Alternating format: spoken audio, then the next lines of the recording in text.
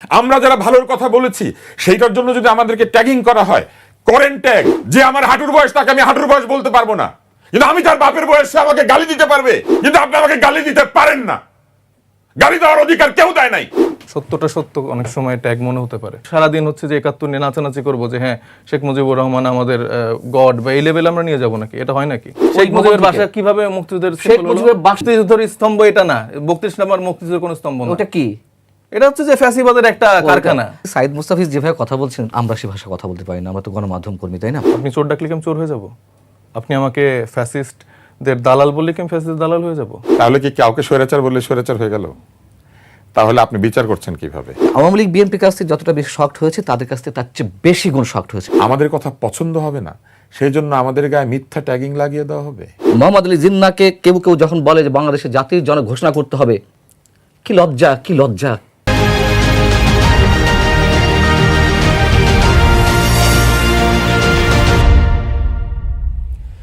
দর্শক স্বাগত কালের কণ্ঠের নিয়মিত অনুষ্ঠান কালের সংলাপ। আজ আমাদের সাথে আলোচনা অংশ নিতে স্টুডিওতে উপস্থিত আছেন গণমাধ্যম ব্যক্তিত্ব আব্দুল নূর তুষার, এবং আমাদের সঙ্গে আরও আছেন সিনিয়র সাংবাদিক মঞ্জুরুল আলম পান্না, এবং আমাদের সঙ্গে আলোচনা এগিয়ে নিতে আজকে উপস্থিত হয়েছেন সাইফ মুস্তাফিজ, যুগ্ম সদস্য সচিব এনসিপি।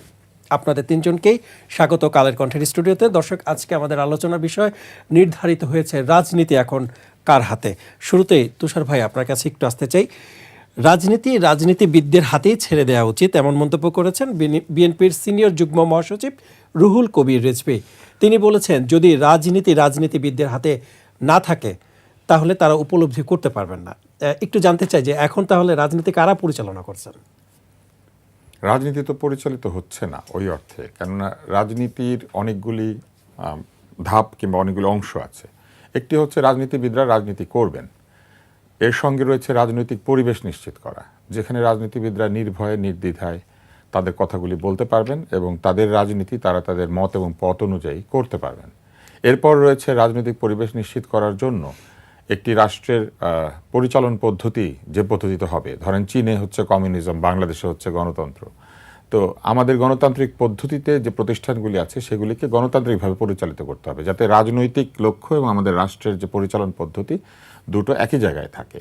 এবং তারপর রয়েছে আইন শৃঙ্খলা পরিস্থিতি সহ অর্থনীতি এবং অন্যান্য যে সমাজের সূচকগুলি রয়েছে সেগুলিকে ঠিক রাখা, এই কারণে যে ওই পরিবেশ ঠিক থাকলে জনগণ হচ্ছে রাজনীতিতে ক্ষমতার উৎস, রাষ্ট্রেরও ক্ষমতার উৎস, সরকারের ক্ষমতার উৎস। ফলে জনগণ যদি সঠিক পরিবেশে না থাকে তাহলে রাজনীতিতে অংশগ্রহণ করছেন যে রাজনীতিবিদরা, তারা কাদের কাছে যাবেন এবং কার মতামত নিয়ে তারা রাষ্ট্র পরিচালনা করবেন। ফলে এটা একটা কমপ্লেক্স বিষয়। এখন ডাক্তারদের হাতেই থাকা উচিত, প্রকৌশল বিদ্যা প্রকৌশলীদের হাতে থাকা উচিত, সাংবাদিকতা সাংবাদিকদের হাতে থাকা উচিত। ফলে রাজনীতিতে রাজনীতিবিদদের কাছেই থাকার কথা। কিন্তু কেন নাই এই প্রশ্নটা উঠছে? এই জন্য উঠছে যে বাংলাদেশে এখন গণতন্ত্র নাই। বাংলাদেশে দীর্ঘদিন ধরে গণতন্ত্র নাই, অথবা গণতন্ত্রের ছদ্মাবরণে অগণতান্ত্রিক শাসন ছিল, যেখানে মানুষ ভোট দিতে পারতো না, যেখানে মানুষ ভোট দিলে পরে সেটা গোনা হচ্ছে কিনা সেটা বুঝতে পারতো না। মানুষ অনেকেই গিয়ে দেখেছে ভোট দেওয়া হয়ে গিয়েছে, অনেক সময় ভোটে দাঁড়াতেই পারে নাই, এক ব্যক্তি দাঁড়িয়ে উনিই জিতে গিয়েছেন। ফলে এমন একটা পরিবেশে বাংলাদেশ ছিল যে গণতান্ত্রিক যে অধিকারগুলি সেইগুলিকে অনুশীলন করার মতো পরিবেশ বাংলাদেশে ছিল না। কিন্তু তারপরও এক ধরনের লোক দেখানো একটা আচরণ ছিল। একটা নির্বাচন হতো, কিছু লোক নির্বাচিত হতেন, তারা নিজেদেরকে গণতান্ত্রিক বলে দাবি করতেন, তাদের কথায় আচরণে অনেক সময় গণতন্ত্র না থাকলেও নিয়মের মধ্যে তারা গণতন্ত্রকে প্রমাণ করার চেষ্টা করতেন যে আইনগতভাবে আমরা গণতান্ত্রিক আছি, নির্বাচন হয়েছে, আমরা নির্বাচন অংশ নিয়েছি। এখন কি হয়েছে? গণতন্ত্রের সেই অভিনয়টা এখন কি হয়েছে? এখন যেটি হয়েছে সেটা হচ্ছে বাংলাদেশে কার্যকরভাবে গণতান্ত্রিক অভিনয় বাংলাদেশ নাই। কেননা যে সরকার আছেন সে সরকার তো গণতান্ত্রিক সরকার না, সে সরকার একটি অভ্যুত্থান পরবর্তী, গণ আন্দোলন পরবর্তী মানুষের ইচ্ছায় তৈরি হওয়া সরকার, যেখানে সকল মানুষ অংশ নেয় নাই।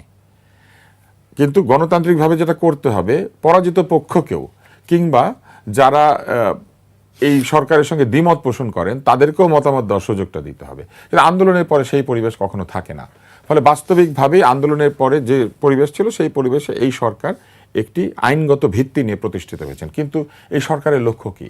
এই সরকারের লক্ষ্য হচ্ছে বাংলাদেশের জনগণ যে অভিপ্রায় প্রকাশ করেছিল আন্দোলনের সময়, একটি গণতান্ত্রিক রাষ্ট্র যেখানে মেধার ভিত্তিতে, যোগ্যতার ভিত্তিতে প্রতিটি মানুষ তার অধিকার অর্জন করবে, অধিকার ভোগ করবে, অধিকারকে অনুশীলন করবে এবং সেই অধিকারকে রাষ্ট্র এবং সরকার রক্ষা করবে, সেই রকম একটা পরিবেশ এই আন্দোলনের মধ্যে দিয়ে বাংলাদেশের মানুষেরা চেয়েছিল। কারা চেয়েছিল? তরুণরা মূলত চেয়েছিল, এবং যত রাজনৈতিক দলই বলেন সেই রাজনৈতিক দলের তরুণরাই কিন্তু মূলত এই আন্দোলনে অংশগ্রহণ করেছে।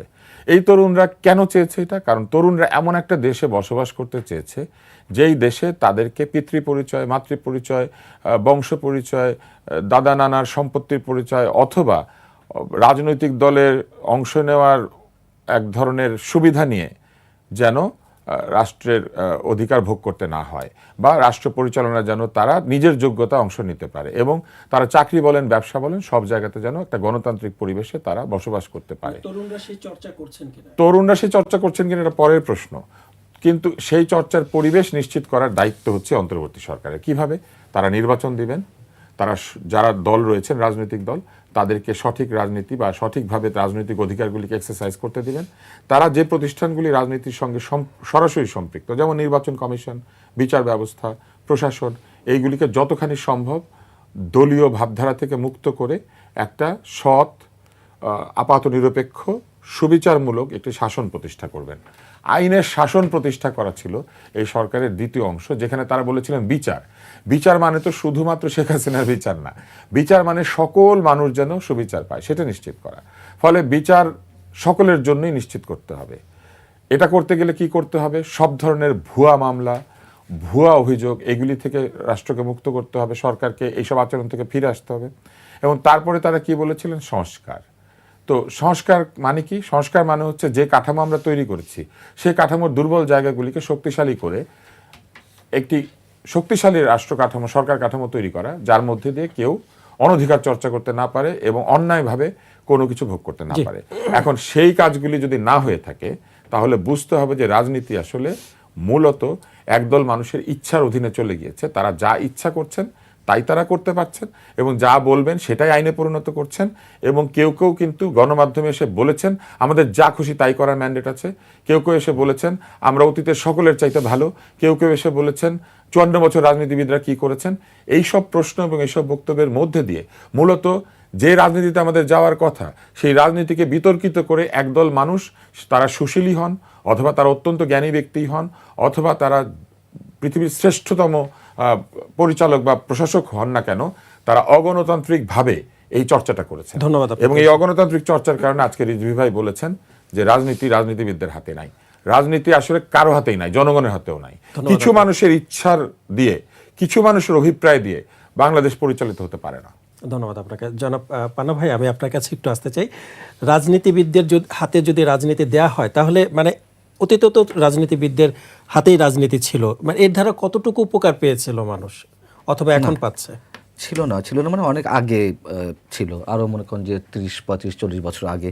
তুষার ভাই যে কথাগুলো বলেছে এরপর আর কিছু বলার নেই। উনি মোটামুটি ইন ব্রিফ যেটুকু বলেছেন সব জায়গাটা টাচ করেছেন। রাজনীতিবিদদের হাতে থাকলে মানে ছিল একসময়, তো বলছেন কতটুকু কাজ হয়েছে আপনি আমাকে হিসাব করে বলুন যে কত আগে ছিল। 79-র পর থেকে সম্ভবত রাজনীতি আর রাজনীতিবিদদের হাতে ছিল না। বিএনপি যে রাজনীতি সব জায়গা থেকে কিছু কিছু মানুষ নিয়ে এসে ও মনে রাজনীতিবিদও ছিল, একটা দল করা হলো। আওয়ামী লীগ তখন ছিল না দৃশ্যপটে, পরবর্তীতে আবার আওয়ামী লীগ এলো। আওয়ামী লীগ দেখলো যে এর সাথে কম্পিটিশন করতে গেলে আমাকে কী করতে হবে। এইভাবে আস্তে আস্তে এখন যে অবস্থা এসে রাজনীতিবিদদের হাতে রাজনীতি নেই। এবং গত সংসদে আপনি দেখেন, গত সংসদ মানে 24 না, আমি 2018 কথা বলছি। 2018-তে 60 থেকে 70% ছিল ব্যবসায়ীদের হাতে। এর বাইরে ছিল সাবেক সেনা কর্মকর্তা, এর বাইরে ছিল সাবেক আমলা ইত্যাদি ইত্যাদি। রাজনীতিবিদ কজন ছিলেন সংসদে এমপি হিসেবে, মানে খুঁজতে হতো আমাদেরকে। তো সেই জায়গা থেকে বলবো যে রাজনীতিবিদদের হাতে অবশ্যই রাজনীতি থাকতে হবে। শুনেন, খুব সহজ একটা এক্সাম্পল দিই, সেটা হচ্ছে কি একটা দেশের গণতন্ত্র যত ওর্স হোক না কেন, যত খারাপ হোক না কেন, গণতন্ত্রের বিকল্প নেই, মানে রাজনৈতিক শক্তির বিকল্প নেই। এবং একটা সামরিক সরকার যত ভালো হোক না কেন, তার চেয়ে একটা জঘন্য রাজনৈতিক শক্তি যদি ক্ষমতায় থাকে তারপরেও সেটি ভালো। ঠিক ওই জায়গা থেকে আমি বলবো যে রাজনীতিবিদরা যত খারাপই হোক না কেন, রাজনীতিবিদদের হাতেই রাজনীতি থাকতে হবে। এর বাইরে যখন বিশেষ বিশেষ শক্তি তারা এসে খবরদারি করছে, তারা শূন্য স্থানগুলো পূরণ করে নিচ্ছে। শূন্য স্থান কি মানে যেটি তো বের করে দিচ্ছে, তারাই দখল করে নিচ্ছে। সো এই জায়গা থেকে বলবো যে আমাদেরকে পিছন ফিরে যেতে হবে অনেক দূর, যে কবে রাজনীতিবিদদের হাতে রাজনীতি ছিল। আমি তো একটা ইয়েই দিলাম যে ৭৯-র পরে বা ৭৮-এর পরে আর রাজনীতিবিদদের হাতে তেমনভাবে থাকেনি রাজনীতি। ধন্যবাদ আপনাকে। জনাব সাহেব মোস্তাফিজ, আপনার কাছে একটু আসতে চাই। রুহুল কবির রিজভীর মন্তব্যটি আপনি নিশ্চয়ই শুনেছেন এবং জানেন। রাজনীতিবিদদের হাতে দেওয়া উচিত, কিন্তু আমরা দেখেছি যে আপনার দলের পক্ষ থেকে মনোনয়ন দেওয়া হয়েছে একজন রিকশা চালককে। নিঃসন্দেহে সেটি ভালো কাজ, কিন্তু ইনি যখন আপনার নির্বাচিত হয়ে সংসদে যাবেন, পান্না ভাই যেটা বলছেন যে সংসদে আমরা কতটুকু রাজনীতিবিদ বা কতজন রাজনীতিবিদকে পাই, তা আপনারা আসলে ভবিষ্যতে রাজনীতি কার হাতে তুলে দিতে চাচ্ছেন তরুণ প্রজন্ম? আমরা তো আসলে মানে জনতার হাতে রাজনীতিটা তুলে দিতে চাচ্ছি। অ্যাকচুয়ালি যারা আসলে এই নীতি নির্ধারণটা করে, যাদের ভোটে আসলে আমাদের সাংসদ নির্বাচিত হয়, তাদের ভাগ্য নির্ধারণের জন্য, আইন প্রণয়ন করার জন্য যারা সংসদে যায়, সেক্ষেত্রে আমরা মনে করি যে তাদেরও একটা পার্টিসিপেশন থাকা উচিত। মানে এটা হতে পারে যে হ্যাঁ, রিক্সাওয়ালা যিনি আছেন তার শিক্ষাগত যোগ্যতা বা তিনি আসলে ওইখানে আইন প্রণয়ন করতে পারবে কিনা সেটা নিয়ে কোশ্চেন আছে। কিন্তু আমরা তো বিগত সময়ের সংসদগুলোতে দেখেছি যে বিভিন্ন শ্রেণী পেশার মানুষ তো ছিল সেখানে, এবং আইন প্রণয়ন করার ক্ষেত্রে যে শুধুমাত্র ওই ব্যক্তিকেই কাজ করতে হবে সেরকমটিও কিন্তু নয়। তার সাথে আরও এটা ফাংশন করার জন্য, তার সাংসদীয় আসনটি ফাংশন করার জন্য তার সাথে কিছু সহযোগী লোকজন থাকবে। কিন্তু একজন শ্রমিকের কথা সংসদে আমি কিন্তু সেভাবে রিপ্রেজেন্ট করতে পারবো না। আমরা সবসময় মানে শোষক শ্রেণীর মতো করেই আচরণ করব। একজন গার্মেন্টস কর্মী অথবা একজন রিক্সা চালকের যেই ন্যায্যতার বা সেই দাবির জায়গাগুলো কিন্তু আমরা কিন্তু কখনোই ওইভাবে কিন্তু মূল্যায়িত করতে পারি না, বরং আমরা তাদেরকে নিয়ে রাজনীতি করি। বিভিন্ন সময় আমরা দেখি যে বিভিন্ন গার্মেন্টস কর্মী বেতন না পাওয়াতে হচ্ছে যে মারা যায়, সেটা কিন্তু আমরা ভুলে যাই। মানে এই শ্রেণীর মানুষগুলোর কথা কিন্তু সেভাবে কখনোই উঠে আসে না, বরঞ্চ রাজনৈতিক দলরা তাদেরকে রাজনীতি করে। তো এরকম না যে এনসিপি হচ্ছে যে ৩০০ আসনেই এরকম প্রার্থীকেই দিচ্ছে। তাদের থেকে এরা মানে আমাদের যারা শ্রমিক শ্রেণী আছে তাদের একটা রিপ্রেজেন্টেশন আমরা চাই। এবং আপনারা জানেন যে জুলাই গণঅভ্যুত্থানের সময় আসলে এই শ্রমিক শ্রেণীর কি অনেক বড় একটা ভূমিকা ছিল। যারা রিক্সাওয়ালা ছিলেন অথবা বিভিন্ন শ্রেণী পেশার যারা ছিলেন, তারা কিন্তু রাস্তায় নেমে এসছেন, নিজেদের মানে জীবনের তোয়াক্কা না করেই নেমে এসছেন। অনেক লাশকে তারা বহন করে, অথবা আহত যারা শিক্ষার্থী ছিলেন, তরুণরা ছিলেন, তাদের কিন্তু বহন করে আসলে তারা সেবাটা দেওয়ার চেষ্টা করেছে, হাসপাতালে পৌঁছানোর চেষ্টা করেছে। তো এই মানুষগুলো তো আসলে কখনো ক্ষমতার কিছু চিন্তা করেনি। আমরা যারা তরুণরা এখন টকশোতে বসে অনেক বড় বড় কথা বলছি, বিভিন্ন ক্ষমতার স্বাদ গ্রহণ করার চেষ্টা করছি, আমরা তো একটা জায়গায় পৌঁছেছি, কিন্তু এই মানুষগুলোর তো কোনো এরকম ইচ্ছা, আশা, আকাঙ্ক্ষার জন্য কিন্তু এই লড়াইগুলো লড়েনি। আমরা মনে করি যে আমাদের মধ্যেও কিছুটা লোভের জায়গা আছে, না হলে আসলে আমাদের মধ্যেও তো অনেকের আমরা শুনি যে কিছু দুর্নীতি করেছে বা কিছু এরকম জায়গা তৈরি হয়েছে। তো সেটা আমরা চাই যে সেই জায়গাগুলোতে শিক্ষা নিতে, ভুলগুলো শুধরাতে। মানে আপনি যেটা বলছিলেন যে সংসদে বিগত সময় আমরা বিভিন্ন শ্রেণী পেশার মানুষ দেখেছি, মানে এই বিভিন্ন শ্রেণী পেশার মানুষ থাকার কারণে কি রুহুল কবির রিজভী এমন মন্তব্য করেছেন? না, এটার জন্য করেনি। আমি সামগ্রিকভাবে, মানে আপনি যে বললেন যে আমরা ৩০০ আসনে সুজন ভাইয়ের মতো মানুষকে মনোনীত করছি বা উনি মনোনয়ন তুলেছেন, এখনো কিন্তু তাকে মনোনয়ন দেওয়া হয়নি। তো এটা আসলে যারা কার্যকরী বোর্ডে কাজ করছেন তারা এটা ডিসিশন নেবেন। রুহুল কবির রিজভী সাহেব কেন বলেছেন এটা নিতান্তই উনার চিন্তা, উনি বলতে পারবেন। তো আমি যেটা মনে করি যে আমাদের রাজনীতির জায়গাটা মানে বৃহৎ অংশে আসলে বিভিন্ন গ্রুপ অফ ইন্ডাস্ট্রি, বিভিন্ন ব্যবসায়িক প্রতিষ্ঠানগুলো অনেকাংশে নিয়ন্ত্রণ করতো, যেটা আমার সমালোচক বললেন। বিগত সংসদেও দেখা যাচ্ছে যে 60-70% তাদের দ্বারাই নিয়ন্ত্রিত হতো। তো সেই জায়গায় আসলে এখন আমরা দেখতে পাচ্ছি যে বিভিন্ন রাজনৈতিক দল বিভিন্ন গ্রুপ অফ ইন্ডাস্ট্রি বর্গা দিয়ে ফেলেছে। সেখানে মানে কি বলে, এস আলম গ্রুপ দেখা যাচ্ছে কেউ দখল করেছে, আমাদের এই বসুন্ধরা গ্রুপও দেখা যাচ্ছে কেউ দখল করেছে। বিভিন্ন বড় বড় প্রতিষ্ঠান বা বড় বড় ব্যবসায়ী প্রতিষ্ঠানগুলো দখল করে সেই ব্যবসায়িক প্রতিষ্ঠানগুলোর সাথে একরকম সম্পর্ক রেখে রাজনীতিবিদরা রাজনীতি করার চেষ্টা করছে। ধন্যবাদ। তো সেই জায়গা থেকে ধরেন এটা বলতে পারেন, এবং সেই জায়গাটা থেকে বের হয়ে আসা উচিত। ব্যবসায়ীরা ব্যবসা করবে, সেখানে তারা রাজনীতিবিদদেরকে যদি নিয়ন্ত্রণ করতে চায় বা প্রভাব বিস্তার করতে চায়, সেটা আসলে হওয়া উচিত না।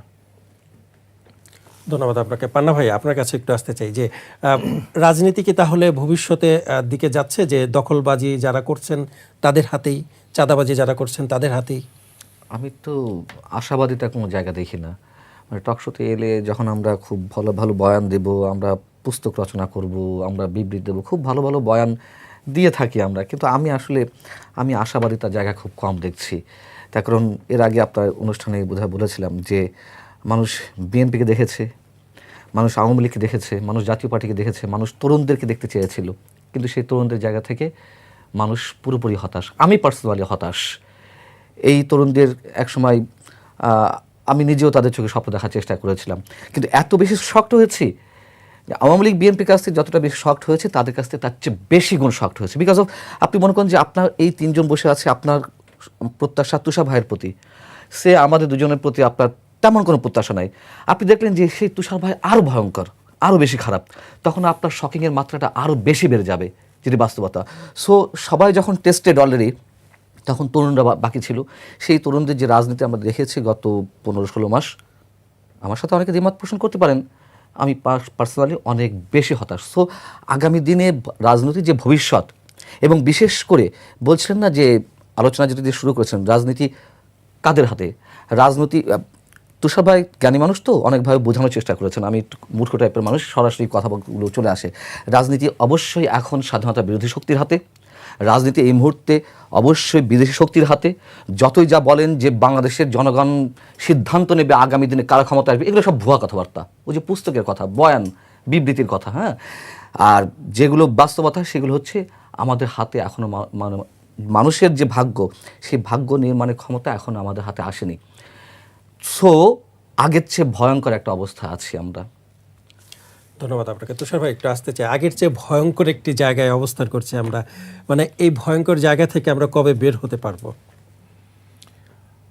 ভয়ঙ্কর শব্দটা আমি ওইভাবে বলি না, এই কারণে যে আমরা যখন কোন একটা অবস্থায় থাকি, আমাদের চেয়ে ভালো অবস্থাও কেউ থাকে, আমাদের চেয়ে খারাপ অবস্থাও কেউ থাকে। মনে করেন আমরা এখন সিরিয়াতে, কিংবা আমরা এখন গাজায়, কিংবা মনে করেন আমরা তুরস্ক অধিকৃত আনাতোলিয়া কুর্দিস্তানে। তো এক এক জাতি এক একভাবে ভয়ঙ্কর অবস্থায় থাকে। আমরা সেই তুলনায় যে অবস্থায় আছি সেই অবস্থা থেকে বের হয়ে আসা সম্ভব, এইখান থেকে উত্তরণ সম্ভব। যতক্ষণ পর্যন্ত উত্তরণের সম্ভাবনা হারিয়ে না যায়, ততক্ষণ পর্যন্ত রোগ ভয়ঙ্কর হলেও রোগটা চিকিৎসার যোগ্য। তো সেই অর্থে আমি মনে করি যে হয়তো একটি করুণ পরিস্থিতি বা একটি আমি বলবো যে মিশ্র পরিস্থিতি বা সংকটপূর্ণ পরিস্থিতি আছে, কিন্তু বের হওয়ার সুযোগ আছে যদি আমাদের মধ্যে প্রকৃত অর্থে দেশপ্রেম কাজ করে। এখন সাইফ একটা সুন্দর কথা বলেছে যে বিগত সংসদগুলিতেও তারা দেখেছেন শ্রমিকরা রিপ্রেজেন্টেড হয়েছে। তো তাহলে সেই শ্রমিকরা রিপ্রেজেন্টেড হলে ভুল জায়গাটা কোথায় ছিল? রিপ্রেজেন্টেড হয়েছে ব্যক্তির সিদ্ধান্তে, দলের সিদ্ধান্তে, ভোট তো হয় নাই।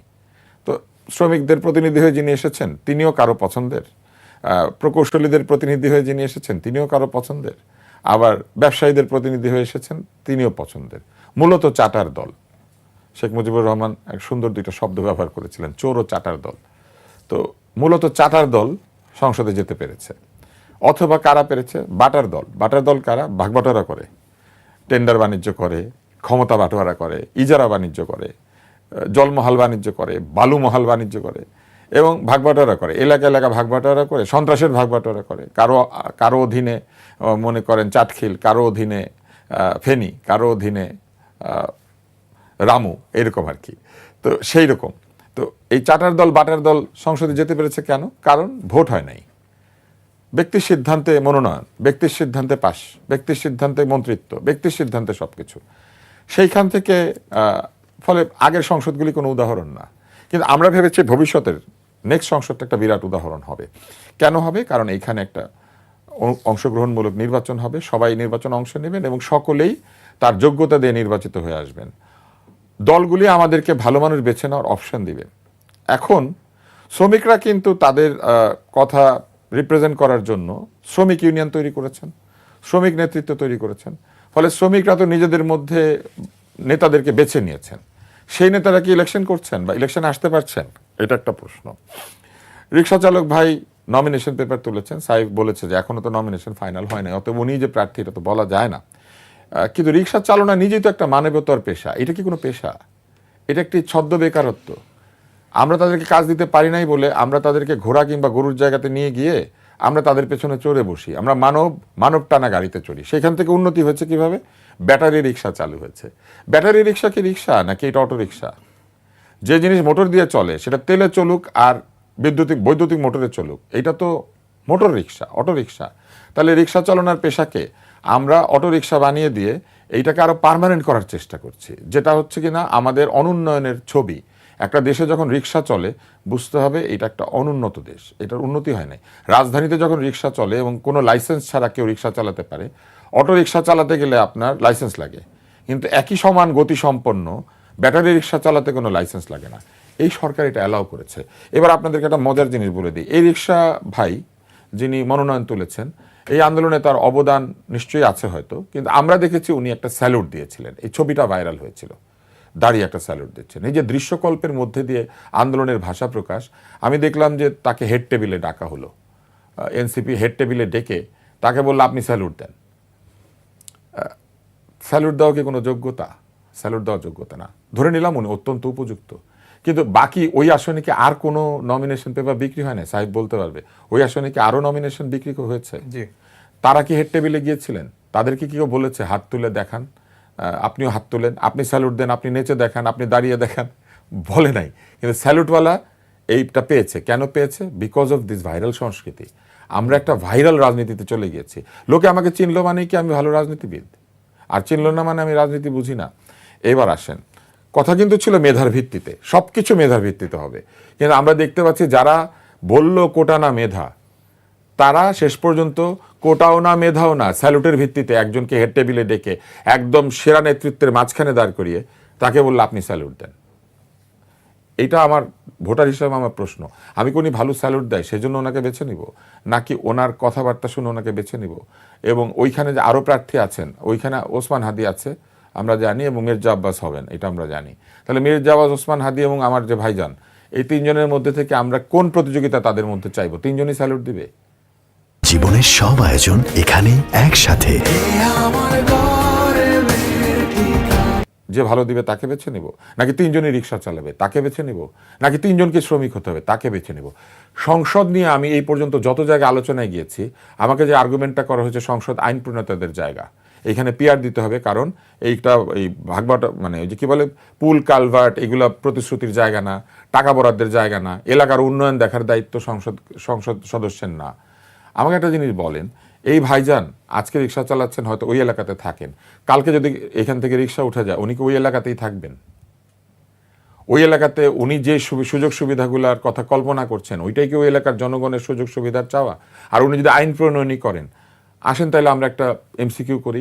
আমরা জানি যে সংবিধান উনি বোঝেন কিনা, আইন বোঝেন কিনা, রুলস অফ প্রসিডিওর বোঝেন কিনা, সংসদের যে নিয়ম কানুন সেগুলো বোঝেন কিনা, বাদ দিলাম। এবার আসেন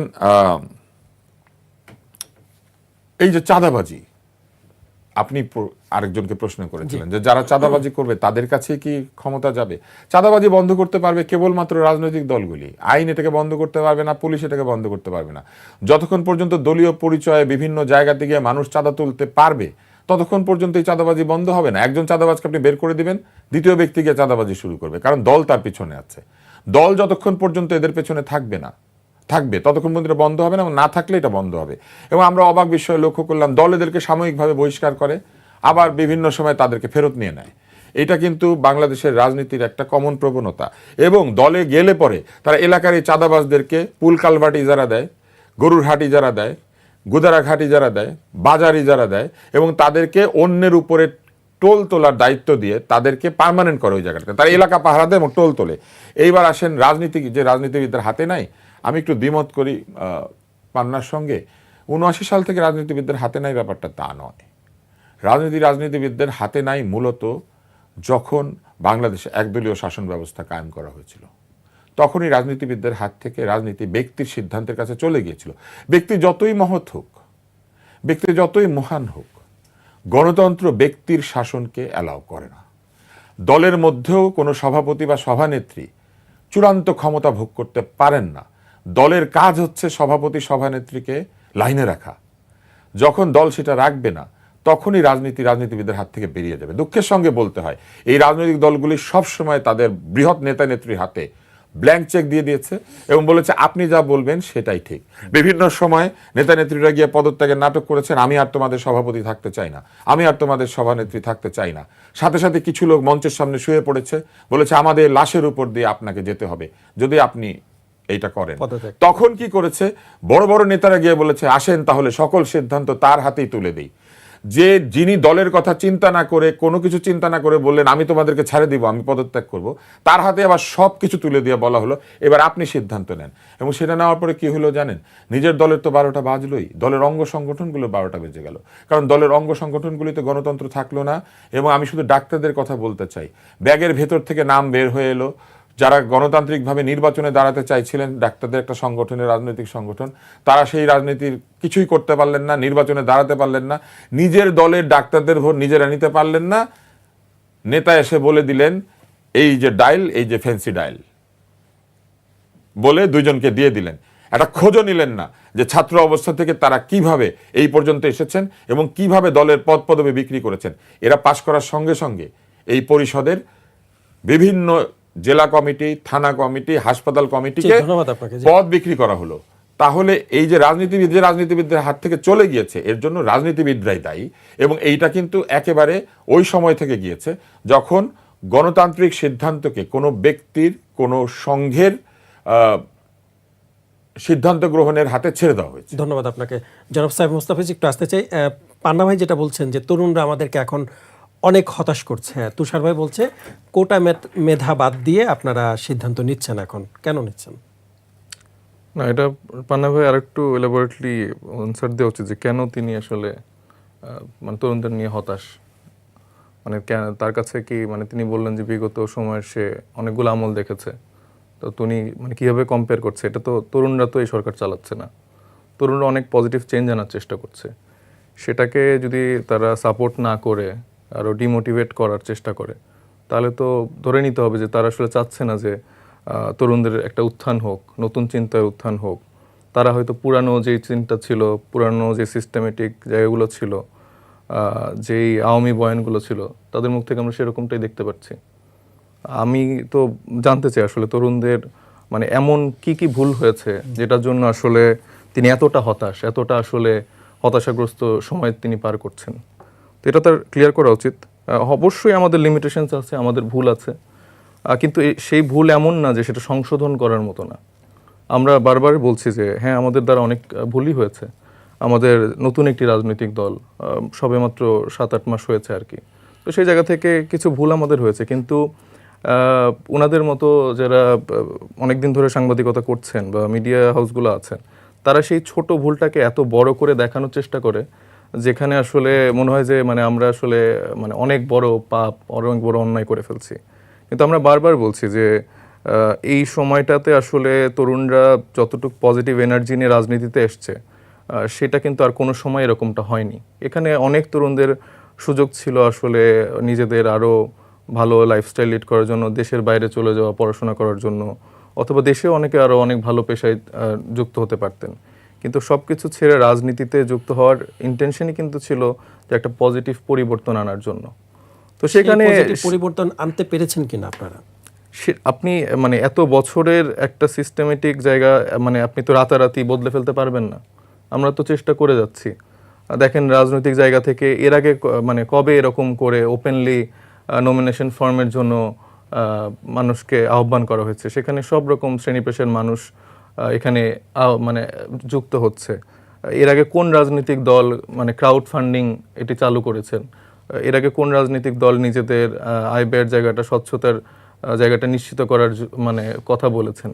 এবং আমরা বারবার বলছি যে আসলে আমরা প্রত্যেকটা জায়গায় স্বচ্ছ থাকার চেষ্টা করছি, কিন্তু আমাদের রাজনৈতিক যে বন্দোবস্তের জায়গা, সেখানে অনেক কিছুতে আমাদের দেখা যাচ্ছে যে পুরানো কায়দায় ইনভলভ হওয়ার সুযোগ তৈরি হচ্ছে, কিন্তু তারপর আমরা সেই জায়গা থেকে বের হয়ে নিজেরাই নতুন জায়গা তৈরি করছি। আমরা দেখলাম যে বিএনপির থেকেও তারা নতুন করে ক্রাউড ফান্ডিং মডেলটা তারা ফলো করছে, লঞ্চ করেছে। তো এই পরিবর্তনগুলো তো আমরা বড় বড় রাজনৈতিক দলগুলোকেও নতুন পথ দেখাচ্ছি। যে আমি আপনার কাছে আবার আসবো না, আমি একটু শেষ করি, আমার তোর কথা হচ্ছে। হ্যাঁ। তারপরে তুষার ভাই অনেকগুলো কথা বললেন যে কি মানে শ্রমিক ইউনিয়ন আছেন, বা তা আমি তো এটাই বললাম যে আমাদের যারা রিপ্রেজেন্টেটিভ থাকে, স্পেশালি শ্রমিকদের, তারা আসলে ওইভাবে আমাদের যারা শ্রমিকদের যে জায়গাগুলো থাকে বা তাদের যে চাওয়া পাওয়া থাকে সেটা কিন্তু তারা ওইভাবে রিপ্রেজেন্ট করতে পারে না, বরঞ্চ দেখা যায় যে শোষক শ্রেণীর জন্যই তারা একরকম আশীর্বাদ বয়ে আনার চেষ্টা করে।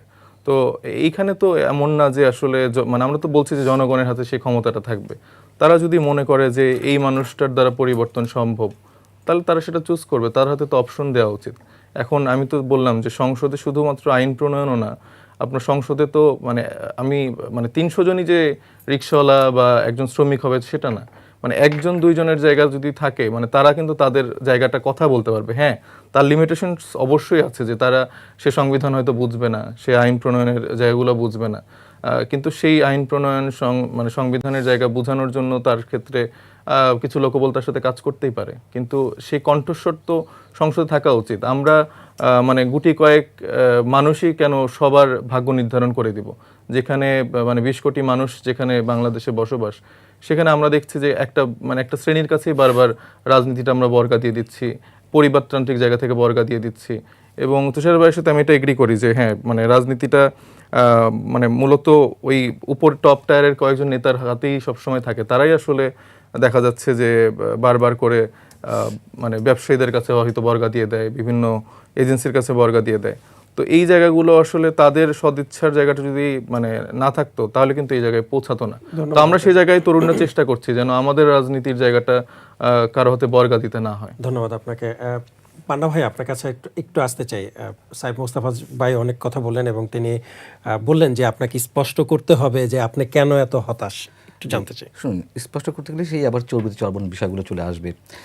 সম্ভবত নাসিরুদ্দিন পাটোয়ারি, আমি এটা দেখে নিয়ে, আপনি বলছিলেন সম্ভবত শো শুরু হওয়ার আগে যে 71-এ গণহত্যাকারীদের বিচার চেয়েছে। এখানে তো বুক ভরে যাওয়ার কথা, এখানে তো আমাদের আশাবাদী হতে চায়, কিন্তু এই কথাগুলো এতদিন বলেনি কেন? বরং 71-এ পরাজিত শক্তির সঙ্গে, গণহত্যাকারীদের সঙ্গে তাদের আমরা অ্যালায়েন্স হতে দেখেছি। ফ্যাসিবাদের কথা বলে আমরা মুক্তিযুদ্ধ বিরোধী শক্তিকে আরও বেশি শক্তিশালী হতে দেখেছি। মপতন্ত্র, আওয়ামী লীগের সময় অনেক কিছু হয়েছে, মপতন্ত্রটা ছিল না, মপতন্ত্র কায়েম হয়েছে।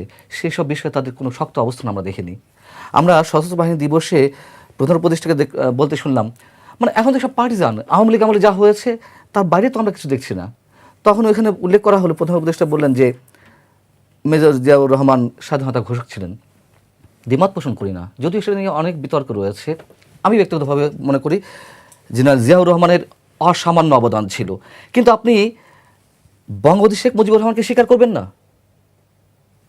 এই তরুণ প্রজন্ম বা এনসিপি, আমি যে মানে স্পেসিফিক্যালি বলি, এনসিপি বঙ্গবন্ধুকে স্বীকার করে না, এটা তাদের পলিটিক্যাল আইডিওলজি। কিন্তু আমাকে তো ইতিহাস নির্মাণ করতে হবে। আমি আমার মনের মতো করে একজনকে স্বীকার করবো আর একজনকে অস্বীকার করবো, যেটা আওয়ামী লীগ প্র্যাকটিস করে গেছে, বিএনপিও কম বেশি করেছে, এখন সেই এনসিপিও করবে সেই প্র্যাকটিসটা? আমরা তো সেটা আশা করি না। আপনি দেখুন, চট্টগ্রাম বন্দর এবং করিডোর সবচেয়ে বেশি আলোচিত বিষয় এই 15 মাসের মধ্যে, সেটি বিষয়ে এনসিপি আজ পর্যন্ত একটা কথা বলেনি। আপনি যদি তরুণদের বলতে এনসিপিকে বোঝান, আমি সেই জায়গা থেকে বলছি, আমি সব তরুণের কথা বলছি না, নিশ্চয় সব তরুণের কথা বলছি না। আপনি দেখুন, আমি তো পেশায় একজন সাংবাদিক, হ্যাঁ, গণমাধ্যম যেভাবে দলীয়করণ করা হয়েছিল তার বাইরে এখন কিছু হচ্ছে কিনা?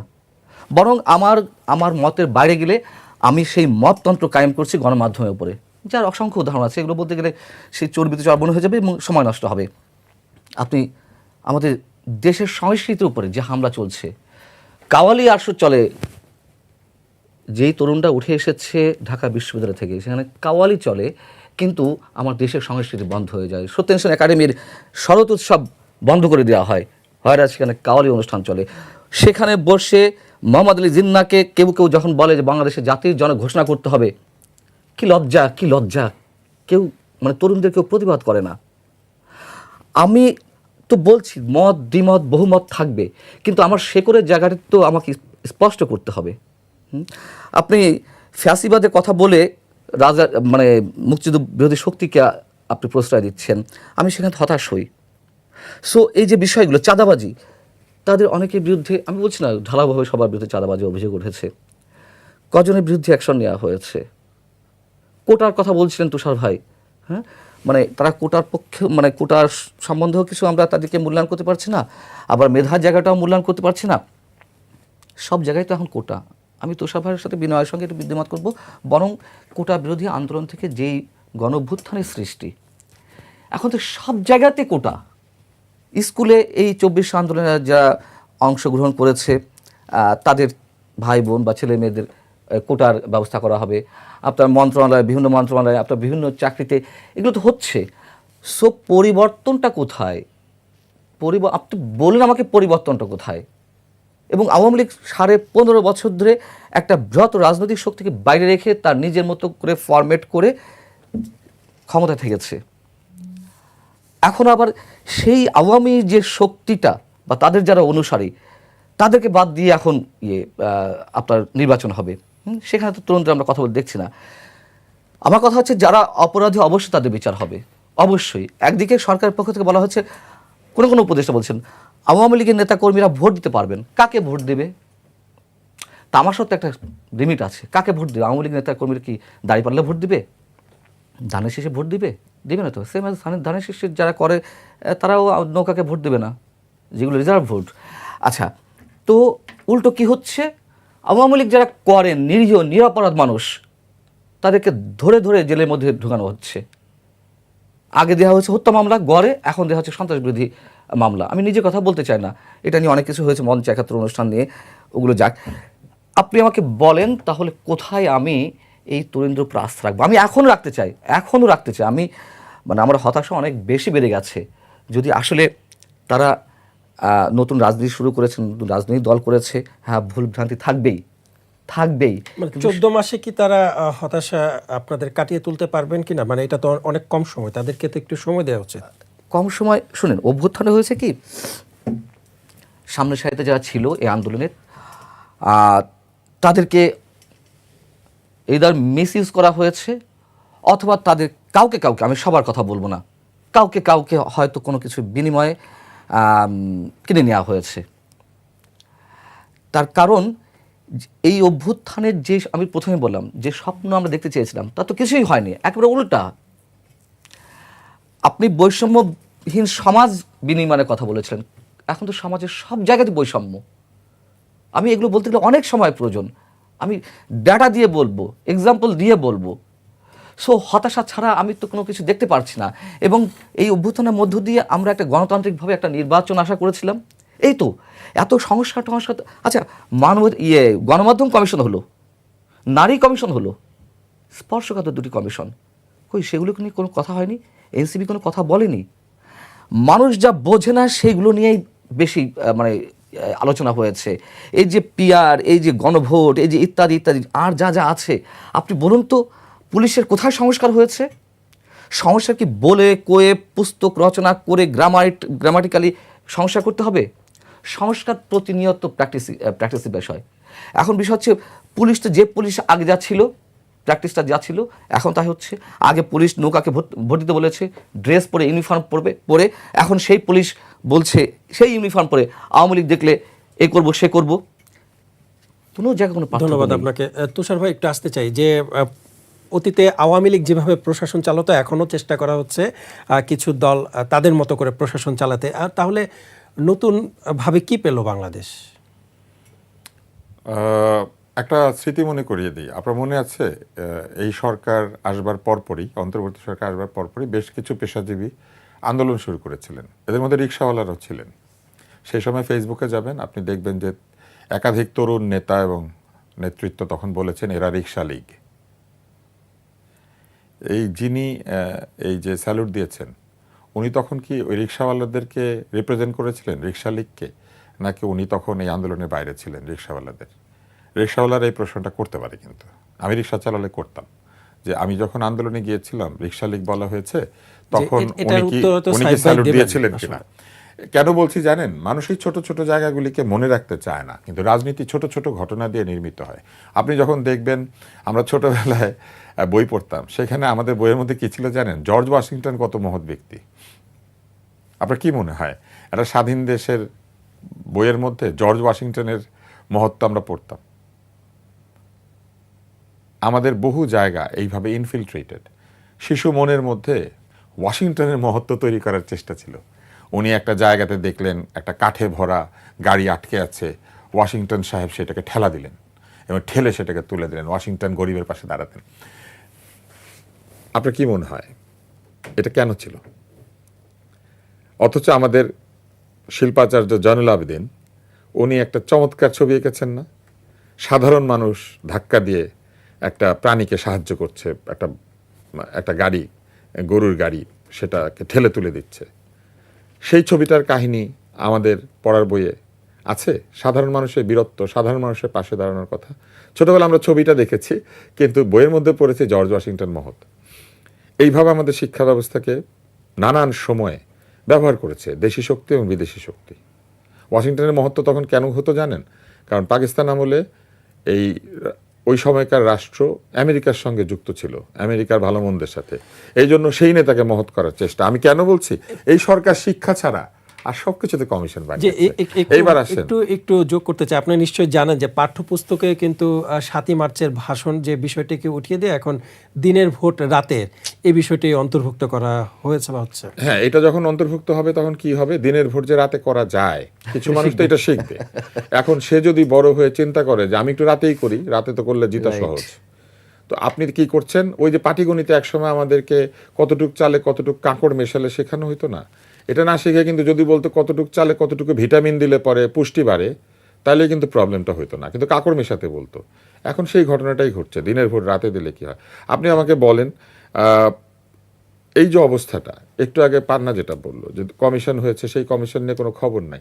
স্বাস্থ্য সংস্কারের নামে একটা অদ্ভুত কমিশন রিপোর্ট তৈরি করা হচ্ছে, যেটা দিয়ে কোনোদিন স্বাস্থ্য সংস্কৃত হবে না।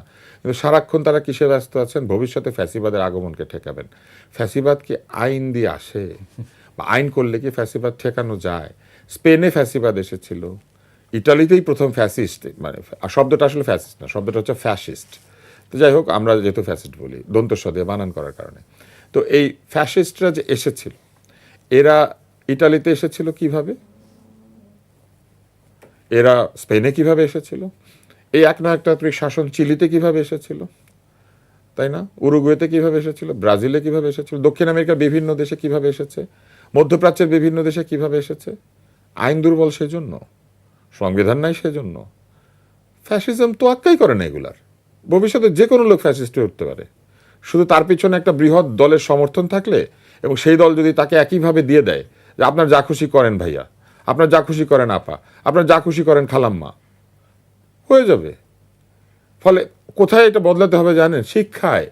মানুষকে গণতান্ত্রিক চেতনার মধ্যে দিয়ে বড় করতে হবে। গণতন্ত্র মানুষ আইন থেকে শিখে না, গণতন্ত্র মানুষ পরিবেশ থেকে শিখে। আমি আপনাকে গ্রিসের কথা বলি, এথেন্স কি একমাত্র নগরী ছিল? এই নগর রাষ্ট্রের ধারণা যেখান থেকে বিকশিত হয়েছিল, এথেন্সের পাশেই ম্যাসিডোনিয়া ছিল।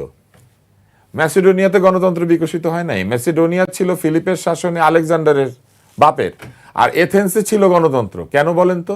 কারণ এথেন্সে ছিল জ্ঞানীগুণীদের বাস, এথেন্সে ছিল গণতান্ত্রিক চেতনার মানুষদের বাস। গণতান্ত্রিক ভাবেও তারা ভুল সিদ্ধান্ত নিত, যেমন সক্রেটিসকে বিষ পান করিয়েছিল। কিন্তু সক্রেটিস কি করলেন? উনি বললেন আমি তো গণতন্ত্রের প্রতি শ্রদ্ধাশীল, বিচারক বিচার করেছে, আমি বিচার মেনে নিব, আমার কথা ঠিক না ভুল এটা স্রষ্টা জানেন। উনি বলেছিলেন না কে ঠিক আর কে ঠিক না, এইটা তুমিও জানো না আমিও জানি না, উনি বলেছিলেন। তাহলে কোথায় ভুলটা? কোথায়? আমরা সেই রকম সমৃদ্ধ, সেই রকম সম্পন্ন মানুষদেরকে, সেই রকম গণতান্ত্রিকভাবে নির্মিত মানুষদেরকে তৈরি না করে আমরা কি করছি? আমরা ভাবছি বই বদল করে দিলে দেশ বদলাবে। বই দিয়ে দেশ হয় না, দেশের মানুষরা মিলে বইটা লেখে।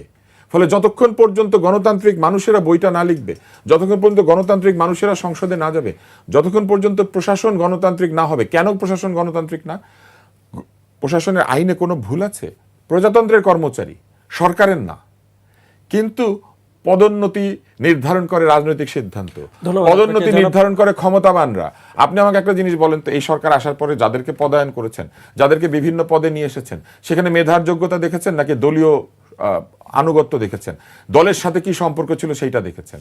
তারা কি দোসর আসর এগুলো বেঁচেছেন নাকি তারা সত্যিকার অর্থে মেধাবীদেরকে বেঁচেছেন? যদি বেছেই নিতেন তাহলে বিসিএস পরীক্ষায় প্রথম স্থান অধিকার করা সরকারি কর্মকর্তা কি কারণে চাকরি হারাবেন? বিশেষ পরীক্ষা যিনি ফার্স্ট হয়েছিলেন সেটা মেধা না? কথা কি অদ্ভুত ভাবে হুট করে দিয়ে দিল বাদ দিয়ে। সেটা মেধা না? তাহলে মেধা না কোটা, কোটা না মেধা? সর্বোচ্চ মেধাবী ছেলেটা কেন চাকরি হারাবে? তাকে তো ওএসডিও করা যেত। চাকরি কেন হারালো? কি কারণে? সে প্রমোশন পেয়েছে সেই জন্য? সে গুরু দায়িত্ব পেয়েছে সেই জন্য? গুরুদায়িত্ব পেলেই সে কি স্বৈরাচারের দোষর? সরকারি চাকরি করবে না, সে ছেড়ে দিবে? জি, আমি এই প্রশ্নটাই ফলে এইসব প্রশ্নের উত্তর ওনারা দিতে পারবেন না। আপনাকে এবং আপনি যে করতে চাই। বললেন না যে প্রশাসন কেন গণতান্ত্রিক, প্রশাসন কোনোদিন মানে গণতান্ত্রিক না, আপনি প্রশ্ন করেছেন, প্রশাসন কোনোদিন গণতান্ত্রিক হবে না যতক্ষণ পর্যন্ত এইরকম শাসকরা যারা গণতন্ত্র এনে দিবেন প্রতিশ্রুতি দিয়েছেন, যারা কথায় কথায় দেশের সংবিধান সংস্কার বড় বড় কথা বলেন, তারা নিজেদের সিদ্ধান্ত নেওয়ার সময় দলীয় সিদ্ধান্ত নেন, দল বেছে সিদ্ধান্ত নেন, কানা সিদ্ধান্ত নেন, অন্ধ সিদ্ধান্ত নেন। ধন্যবাদ আপনাকে জনাব সাইফ মোস্তাফিজ। এই প্রশ্নটা আমি করতে চাই যে একজন মেধাবী কর্মকর্তাকে কেন বাদ দেওয়া হলো, মানে এখানে মেধার মূল্যায়ন তাহলে কি হলো? BCS cadre. বিশেষ জি, আমি আসছি। তার আগে আমি একটু বলতে চাই, ধরেন যে মানে গত 17 বছর, গত 17 বছরে যে আমাদের মিডিয়া হাউসগুলো যেভাবে ফাংশন করেছে, এবং আমরা দেখেছি ইলেকশনের সময় তাদের কীরকম ভূমিকা ছিল, তারা কিভাবে প্রত্যেকটা ভোটকে বৈধতা দান করে ফেলতো, এবং এটা একটা মেকানিজম ছিল এখানে সরকারের থেকে, সে পুরো একটা সেট আপ রেডি করে রাখতো, এবং সেভাবেই মিডিয়া হাউসগুলো চলতো। এখনো কি মিডিয়া ওভাবে চলছে? আমি বলিনি, আমি তারপর আপনি আমাকে কোশ্চেন করেন। তো সেই জায়গা থেকে যখন এই কার্যক্রমগুলো চলছিল, আমরা জুলাই যে আমাদের গণঅভ্যুত্থান হলো, সেই সময়টাও কিন্তু আমরা মিডিয়ার ভূমিকা দেখেছি যে মোটামুটি সে সময়ও বাতাবিলেপুর বাম্পার ফলন ঘটছিল, এবং সারা দেশে মোটামুটি তারা একটা সুষ্ঠু সুন্দর পরিবেশের একটা বয়ান তারা উৎপাদন করছিল, এবং মিডিয়া হাউসগুলো সেটাই ফলো করার চেষ্টা করছিল। কিছু কিছু সাংবাদিক, কিছু কিছু মিডিয়া হয়তো বা আলাদা একটা সাহসিকতার জায়গা থেকে কিছু সংবাদ প্রচার করছিল, কিছু কিছু ফটো কার্ড আসছিল, কিছু কিছু ছবি ভাইরাল হচ্ছিল, অথবা ফেসবুক বা সোশ্যাল মিডিয়াতে কিছু কিছু সংবাদ বা ভিডিও আসছিল। সেরকম যেরকম আবু সাইদের আমাদের যে ঘটনাটা ঘটলো, সেই ভিডিও ক্লিপটা কিন্তু পুরো জাতিকে একটা নাড়া দিল। মানে আমাদের কিন্তু যেই রাজনৈতিক বয়ানগুলো বা রাজনীতিবিদরাও যারা ছিল সে সময়, যারা বিএনপি বা জামাতে ইসলাম তো তখন সামনে ছিল না, আন্ডারগ্রাউন্ড তারা পলিটিক্স করতো, তো যারাই ছিল না কেন তারাও কিন্তু ওপেনলি কোনো বক্তব্য দিচ্ছিল না। তারা বলছিল যে হ্যাঁ আমরা এটা সাথে নেই, এটা ওইটা। তো তরুণ ছাত্র নেতারা যারা আছে তারাই কিন্তু মানে পুরো আন্দোলনটা চালিয়ে যাচ্ছিল। বিভিন্ন সোশ্যাল প্ল্যাটফর্মগুলোতে তারা তাদের পরবর্তী দাবি বা পরবর্তী ধাপগুলো একটা একটা করে বলছিল। এইভাবে আন্দোলনগুলো চলছিল। পাশাপাশি কিছু কিছু ভিডিও ফুটেজ, কিছু কিছু জায়গাগুলো যখন মিডিয়া থেকে বা সোশ্যাল মিডিয়াতে আসছিল, তখন কিন্তু আন্দোলনের জায়গাটা সবাই আরও কানেক্টেড ফিল করে, এবং সেখানে কিন্তু আমাদের যে রিকশাওয়ালা ভাই, তার স্যালুটটা কিন্তু সেই জায়গাটাই কিন্তু আমাদেরকে একটা বড় রকম আলোড়নের জায়গা রেখেছে। সে কি করেছে না করেছে সেটা নিয়ে এখন ভাইরা অনেক আলোচনা করতে পারবে, হয়তো তার জ্ঞান তার হাঁটুর সমানও না, কিন্তু ওই সময় তার যে ভূমিকাটা, সেটা আমার মতো হাজার তরুণদেরকে ইন্সপায়ার্ড করেছে যে আমরা আসলে মাঠে যে এই আন্দোলনটার সাথে আরও বেশি সংযুক্ত থাকব। এবং সেই মানুষটা যেভাবে সবাইকে ট্রিবিউট দিয়েছে, তাকে মানে ওই আর যেই প্রেস কনফারেন্সের কথা বলছেন, সেখানে আমি শিওর আপনি শুধু ওই ওনার ক্লিপটুকুই শুধু দেখেছেন। সেখানে মনোনয়ন প্রত্যাশী যারাই ছিলেন না কেন, তারাই মাঝখানে এসে ছবি তুলছিলেন, ফটো সেশন করছেন। এখন মিডিয়া যদি ওইটা আলাদা করে অ্যাড্রেস করে, এটা তো আমাদের এই 17 বছর আরও পুরনো সময় ধরে যে মিডিয়ার যে কালচার, সেটা তাদের একটা ব্যর্থতার জায়গা, সেটা তারা পরিবর্তনও করতে চায় না, এবং পরিবর্তন করতে চায় না দেখে। এবং আমি শিওর মানে পান্না ভাইকে আমরা মানে কোনোভাবে স্যাটিসফাইড কখনোই করতে পারবো না। একমাত্র তখনই তাকে স্যাটিসফাইড করতে পারবো যদি আমরা মানে হাসিনাকে ফিরিয়ে আনতে পারি, তাদের ফুল সেট আপকে আমরা ফিরিয়ে আনতে পারি, ফিরে এনে তাদের যেই ন্যারেটিভ, তাদের যেই বারবার তারা যে একটা দলীয়করণ করে ফেলেছে মুক্তিযুদ্ধকে। মুক্তিযুদ্ধ আমারও, মুক্তিযুদ্ধ কিন্তু শুধু তার নাকি, তিনি শুধু মুক্তিযুদ্ধ মঞ্চ দিয়ে তিনি তার মুক্তিযুদ্ধের ভালোবাসাটা দেখাবে, মুক্তিযুদ্ধ আমার না? এই দেশ স্বাধীন না হলে কি আমরা আজকে এখানে এসে কথা বলতে পারতাম নাকি? কিন্তু যেভাবে মুক্তিযুদ্ধকে আওয়ামীকরণ করা হয়েছে, যেভাবে মুক্তিযুদ্ধকে শেখ মুজিবকরণ করা হয়েছে, হাসিনাকরণ হয়েছে, মুক্তিযুদ্ধ সমানভাবে শহীদ জিয়াউর রহমানেরও তো, খালেদা জিয়ারও তো, মানে যারা যারা অংশ নিয়েছেন তাদের কথা তারা কতটুকু বলেন? 71 নিয়ে এই আপনাদের 71-এর অবস্থানটা জায়গাটা একটু জানতে চাই। 71 ডেফিনেটলি 71-কে আমরা ওন করি। 71 আমাদের কাছে সব থেকে বড় প্রায়োরিটির জায়গা, এবং 71 না আসলে তো আজকে আমরা মানে এই 24-এর জায়গাটাও তো আসতো না। তো 71-কে স্বীকার করেই আমরা আমাদের রাজনীতির জায়গাটা ধারণ করছি। কিন্তু ওনারা বারবার বিভিন্নভাবে বয়ান দিচ্ছে যে আমরা একে স্বীকার করি না, ওকে স্বীকার করি না। এখন মানে বঙ্গবন্ধু শেখ মুজিবুর রহমানের যে উনি কথা বললেন, তার মানে 71 পর্যন্ত তার ভূমিকাকে ডেফিনেটলি আমাদের আহ্বায়ক সাহেব বলেছে যে তার সেই জায়গাটা ইতিহাসে স্বীকৃতি অবশ্যই আমরা দেই, বা দেওয়ার জায়গাটা অবশ্যই আছে। কিন্তু তার পরবর্তী সময়ে যে তার শাসন আমল, সেটাকে কি আমরা ভুলে যাব নাকি? সে যেভাবে বাকশাল কায়েম করলো, সেভাবে তার যে শাসনামলের যে তার যে কর্মকাণ্ডগুলো ছিল সেগুলোকে পাশ কাটিয়ে আমি সারাদিন হচ্ছে যে 71 নিয়ে নাচানাচি করবো যে হ্যাঁ শেখ মুজিবুর রহমান আমাদের গড বা এই লেভেলে আমরা নিয়ে যাব নাকি? এটা হয় নাকি? যেরকম শেখ হাসিনাকেও দেখা যাবে যে ওনাদের মতো সাংবাদিক যারা আছেন তারা 30-40 বছর পর এরকম একটা মানে গড লেভেলে নিয়ে যাবে যে হ্যাঁ দেখেন এই উন্নয়নগুলো ওনার আমলেই হয়েছে, এই শায়েস্তা খান, এই টাইপের বয়ানগুলো ওনারা নানাভাবে ন্যারেটিভগুলো উৎপাদন করে। তো ওনাদের কাছে আসলে তরুণ সমাজ যারা আছে, যারা আসলে এই জুলাই গণঅভ্যুত্থানটি সংগঠিত করে সফল করেছে, তাদের কাছে পান্না ভাইদের মতো যারা আছেন তাদের এইগুলো তাদের কাছে ভালো লাগবে না, কখনোই ভালো লাগবে না। এবং তারা নানাভাবে বলছে যে এই এখনকার যে কালচার বা এখনকার যে সময়টা, এটা তো তাদের এই বয়ানগুলোর জন্যই হয়েছে। 17 বছর ধরে যারা এরকম বিভিন্ন রাজনৈতিক দলের মতামতকে মানে আটকে রাখার চেষ্টা করেছে, কালচারাল জায়গা থেকে মানে দাড়ি টুপিওয়ালা মানুষদেরকে দেখলেই জঙ্গি আখ্যা দিয়েছে, তাদের মধ্যে তো একরকম ক্ষোভ জন্ম নিয়েছে। মানে এটাকে তো উড়িয়ে দেওয়া যায় না। মানে তাদেরকে তো এরকম একটা কালচারের মধ্যে দিয়ে আমরা তাদেরকে বড় করেছি।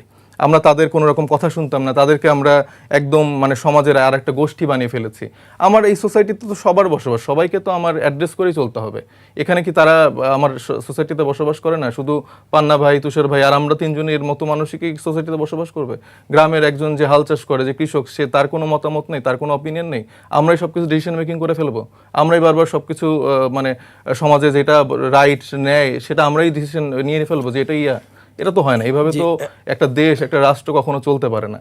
তারা বারবার ভাবে এইভাবে। ভাই আমি সাইফ ভাইয়ের এই বক্তব্যে আমি যে সচিবালয়ের কথাটা বলতে আমি এটা শেষ করে নিই। তো সচিবালয়ের যে জায়গাগুলো, এখানে হাজার হাজার তরুণ মেধাবী মানুষদেরকে এই শেখ হাসিনা দলীয়করণ করে তাদের মগজটা ধোলাই করে দিয়েছে। তুমি এই দলের বাইরে আগ্রহ করবে না। যে এরকম সাংবাদিক তৈরি করছে, এরকম প্রশাসনিক ক্যাডারদের তৈরি করছে, যারা এখনো বসে বসে তারা আসলে তৎপর যে কিভাবে শেখ হাসিনাকে ফিরানো যায়।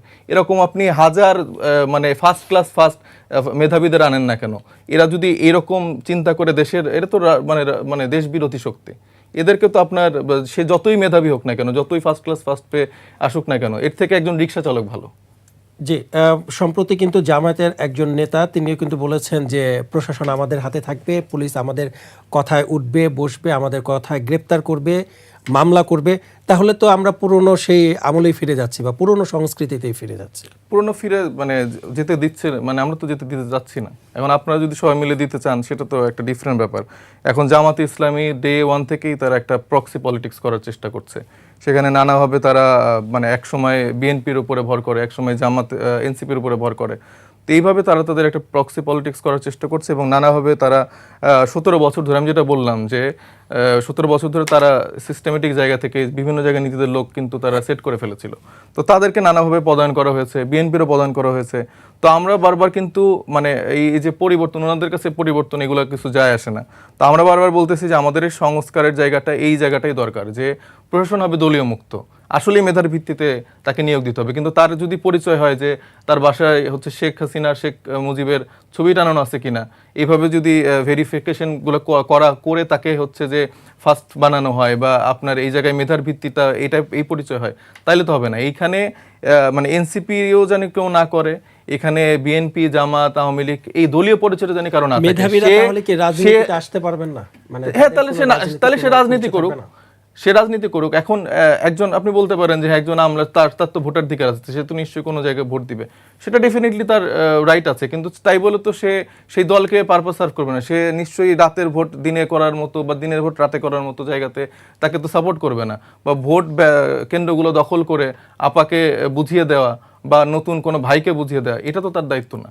সে তার ভোট প্রয়োগ করবে, সেটা তার রাইট, সেটা তার মত পার্থক্য। জীবনের সব আয়োজন এখানে একসাথে। মতাদর্শ সেটা ডিফারেন্ট হইতেই পারে। ধন্যবাদ আপনাকে। পান্না ভাই, আপনার কাছে একটু আসতে চাই, কি বলবেন? কি বলবো না, বিষয়টা হচ্ছে যে সাইদ মুস্তাফিজ যেভাবে কথা বলছেন, উনি তো রাজনীতি করেন, যদিও বয়সে অনেক জুনিয়র, তারপরেও পলিটিশিয়ানরা যে ভাষায় কথা বলতে পারেন, আমরা সে ভাষায় কথা বলতে পারি না। আমরা তো গণমাধ্যম কর্মী, তাই না? কি চমৎকারভাবে ট্যাগিং শুরু হয়ে গেল। 15.5 বছর আমরা দেখেছি, যেমন আওয়ামী বিরোধিতা করলে বা তৎকালীন সরকার বিরোধিতা করলেই বিএনপি জামাতের দালাল বানিয়ে দেওয়া হয়েছে। তা এখন আবার ফ্যাসিবাদের দোষর, যেমন তুষার ভাইকে ফ্যাসিবাদের দোষ করা হলো, আমাকে ফ্যাসিবাদের দোষ করা হয়েছে প্রথমে, তারপরে কালচারাল ফ্যাসিস্ট করা হয়েছে, তারপরে একসময় তো এখন আবার শীর্ষ সন্ত্রাসী, রাষ্ট্রদ্রোহী। হ্যাঁ, তো এগুলো তো চলতেই থাকবে। যেমন সাইদ মুস্তাফিজ বললেন যে শেখ হাসিনাকে ফিরিয়ে আনতে পারলেই পান্না ভাই খুশি হবে, কি অদ্ভুতভাবে। এখন আমি কি বলবো যে স্বাধীনতা বিরোধী শক্তি ক্ষমতায় আসলেই সাইদ মুস্তাফিজরা তাদের জীবনের যে বাসনা সেটা পূর্ণ হলো? না, আমি সেটা বলতে পারি না। আমি একজন গণমাধ্যম কর্মী, আমি সেভাবে আমি বারবার আমার এই বক্তব্যে বারবার আমি এখন ইচ্ছা করে হলেও আমাদেরকে ব্যালেন্স করতে হয়, এটা অপ্রিয় হলো সত্য কথা। মানে একবার যখন এনসিপি খারাপ বলবো, একবার যখন বর্তমান সরকার খারাপ বলবো, আবার আমাকে আওয়ামী লীগকে টানতে হয়। মানে আমি যে নিরপেক্ষ এটা প্রমাণ করতে হয়। যাও, এখন বিষয় হচ্ছে কি, আমি বারবার বলেছি যে সংস্কার তাদের কাছ থেকে আমরা যে আশাবাদী হতে পারছি না, এটা আবার বলবো। তখন গণমাধ্যমের কথা সাইদ মুস্তাফিজ বললেন, সেই একই চর্চা কি এখন নেই? আপনি ধরুন যে আমি খুব স্পর্শকাতর একটি উদাহরণ দিই। আমি তো লাস্ট আমার 1.5 যুগ বা 2 দশক টেলিভিশনেই দেখেছি, ডগে উঠতো না 16 ডিসেম্বর বিজয় দিবসে কিংবা শহীদ দিবসে, হ্যাঁ, হয়তো শহীদ দিবসে শহীদ মিনার ছবি বা কালো পতাকা অংশবিশেষ, অথবা স্মৃতিসৌধের ছবি ডগি আকারে টেলিভিশনে এক কলামে দেওয়া হচ্ছে, বা পত্রিকায় এক কলামে বিজয়ের সেই ইতিহাসগুলো তুলে ধরা হচ্ছে, বা স্বাধীনতা যুদ্ধে 26শে মার্চে মাসব্যাপী এগুলো হতো। 5 আগস্টের পরে আমরা কিন্তু এগুলো দেখলাম না। কেন দেখলাম না? আপনি এখান থেকে অনেকগুলো বিষয় তুলে আনতে পারবেন। একটা হচ্ছে সেলফ সেন্সরশিপ। মানে আগে আওয়ামী লীগ ছিল, আওয়ামী লীগের যেই পুঁজি, রাজনৈতিক ব্যবসার পুঁজি, মুক্তিযুদ্ধকে সবার আগে তুলে ধরতে হবে। সো ওইখানে কারো ভুল হয়নি। যেই দিগন্ত টেলিভিশন, সেখানেও মুক্তিযুদ্ধের পতাকা উড়েছে বা স্মৃতিসৌধের ছবি উড়েছে। আবার যখন 5 আগস্ট হলো, তখন টেলিভিশনগুলো হাতের গোনা 1টি বা 2টি ছাড়া এই ডগি উড়ালো না, ডগিটা তুলে ধরলো না। এবং সারা মাসব্যাপী যেই একটা মুক্তিযুদ্ধের আবহ তৈরি হতো, হ্যাঁ, সেইগুলো আমরা দেখলাম না। এটা যে আমি দায়িত্ব নিয়ে বলছি যে ওই সময় আমি একটা টেলিভিশন ছিলাম, কেউ যে ইম্পোজ করেছে, কেউ নির্দেশনা দিয়েছে তা না, স্বতঃপ্রণোদিত হয়ে এগুলো করা শুরু হলো। কেন করা হলো? আমরা দেখেছি স্বাধীনতা বিরোধী শক্তির একটা চরম উত্থান। আমরা দেখেছি যে মুক্তিযুদ্ধের নাম ভুলিয়ে দেওয়া হচ্ছে, 71-এর নাম ভুলিয়ে দেওয়া হচ্ছে। আমরা দেখলাম যে বিচারপতিদের হাইকোর্টে কিভাবে মব ক্রিয়েট করে তাদেরকে নামানো হচ্ছে বা অপসারণের দাবি করা হচ্ছে। এইগুলো তো 24-এর বয়ান ছিল না, এইগুলো তো 24-এর চেতনা ছিল না, কিন্তু সেগুলো আমরা হতে দেখলাম। পুরো দেশের মানুষের সঙ্গে প্রতারণা করা হলো। মানুষের যে ক্ষোভটা ছিল আওয়ামী লীগের প্রতি 15.5 বছরে, ভোটাধিকার থেকে শুরু করে নানান বিষয়ে মানুষ বঞ্চনার শিকার হয়েছে, সেই মানুষগুলো যে ক্ষুব্ধ ছিল, সেই ক্ষুব্ধতার সুযোগ নিয়ে এই গণ অভ্যুত্থানের সৃষ্টি হলো। সাধারণ মানুষ না নামলে তো আর এই অভ্যুত্থান হতো না। এটা তো প্রিয় হোক অপ্রিয় হোক সত্য কথা। তো সেই মানুষের বঞ্চনাগুলোকে পুঁজি করে এখানে ইয়ে করলো। পরবর্তীতে কী হলো? মানুষ হতাশ হলো। একটা অংশ হয়তো তাদের পক্ষে আছে, একটা বৃহত্তর অংশ হতাশ হলো, ধাক্কা খেলো যে আমরা তো এই বাংলাদেশ চাইনি। সো সাইদ মুস্তাফিজরা আমাদেরকে যে কোনো ট্যাগ দিতে পারেন। আমি 15.5 বছরের শেষের দিকে, মানে লাস্ট 10 বছরে বিএনপি জামাতের দালাল হয়ে গেছি। তুষার ভাইয়ের কণ্ঠ রোধ করা হয়েছে, তাকে বিভিন্ন টকশোতে দেওয়া হয়নি, কথা বলতে দেওয়া হয়নি। আর আমার তো চাকরি বাকরি ছিলই না 10 বছর বলতে গেলে। এখন আবার আমাদেরকে শুনতে হচ্ছে কখনো ফ্যাসিবাদের দোষে, কখনো কালচারাল ফ্যাসিড, কখনো শীর্ষ সন্ত্রাসী, কখনো সরকার উৎখাতের ষড়যন্ত্র, কখনো আমরা সশস্ত্র বিপ্লব করতে গিয়েছি। এই হচ্ছে বয়ান, রাষ্ট্রীয় বয়ান। সো আমরা এতে অবাক কিছু হই না। এই ধারা চলতে থাকবে, এর মধ্য দিয়ে আমাদের যেতে হবে। তখন আমাদের তো চাওয়া পাওয়ার কিছু নেই। ধন্যবাদ আপনাকে। তুষার ভাই, একটু আসতে চাই, অতীতের মতো এখনো কি গণমাধ্যমের টুটি চেপে ধরার চেষ্টা করা হচ্ছে কিনা বা হচ্ছে? গণমাধ্যমের ত্রুটি নানাভাবে চেপে ধরা হয়। আমার দুর্ভাগ্যের জায়গা কোথায় জানেন? আমি ভেবেছিলাম যে আমাদের তরুণ সমাজ অনেক যুক্তিশীল হবে। আমি আমার জীবনের প্রায় অর্ধেকেরও বেশি সময়, এখন যদি হিসাব করি তাহলে বলতে হবে যে 2/3 সময় আজকের সাথে হিসাব করলে আমি স্কুলে গিয়েছি, মাদ্রাসায় গিয়ে আমি বিতর্ক, বক্তৃতা, যুক্তি এগুলো শেখানোর চেষ্টা করেছি। আমাদের যে বিতর্ক সংগঠন, সেখানে মাদ্রাসার ক্লাব আমাদের সংগঠনে ছিল। ফলে এই কথা কেউ বলতে পারবে না যে আমরা ইনক্লুসিভ না। আমাদের সংগঠনে হিন্দু, মুসলিম, খ্রিস্টান, বৌদ্ধ সব ছিল, এখনও আছে। কিন্তু এত কিছু করার পরেও যখনই যুক্তিপূর্ণ কথা বলা হয় তখনই ট্যাগ করা হয়। আমি একটা শব্দ আমার দৃষ্টি আকর্ষণ করেছে, হাঁটুর বয়স। আমি একটা টকশোতে গিয়েছিলাম, টকশোতে যিনি আমার বিরুদ্ধে কথা বলছেন তিনি আমাকে বলেছেন যে আমি আপনার হাঁটুর বয়সী না। পরে যখন সে নিজে আমাকে ব্যক্তিগত আক্রমণ করছে তখন আমি বলেছি আমি তোমার কথার উত্তর দিতে পারতাম, কিন্তু তুমি তো আমার হাঁটুর বয়সী না। ওই জায়গাটা কেটেছে আমার কথাটুকু, কিন্তু সে যে 1 মিনিট আগেই আমাকে বলেছে যে আপনার সাথে আমি কি কথা বলবো, আমি তো আপনার হাঁটুর বয়সী, ওইটা রাখে নাই। ট্যাগ করার জন্য they use visuals, they use edited statements. আমারটা এডিট করে ছেড়ে দিলে কোনো অসুবিধা নাই, কিন্তু অনেক মনোনয়ন প্রার্থী যখন উঠে হয়তো সবাই স্যালুট দিয়েছিল, একজনেরটা গণমাধ্যমে এডিট করেছে, ওইটা অসুবিধাজনক। একটা প্রবাদ আছে, নিজের বেলায় আটি সুটি, আমার বেলায় দাঁত কপাটি। এইটাকে আমি বানিয়েছি হচ্ছে তুমি করলে ফাইন, আমি করলে আইন।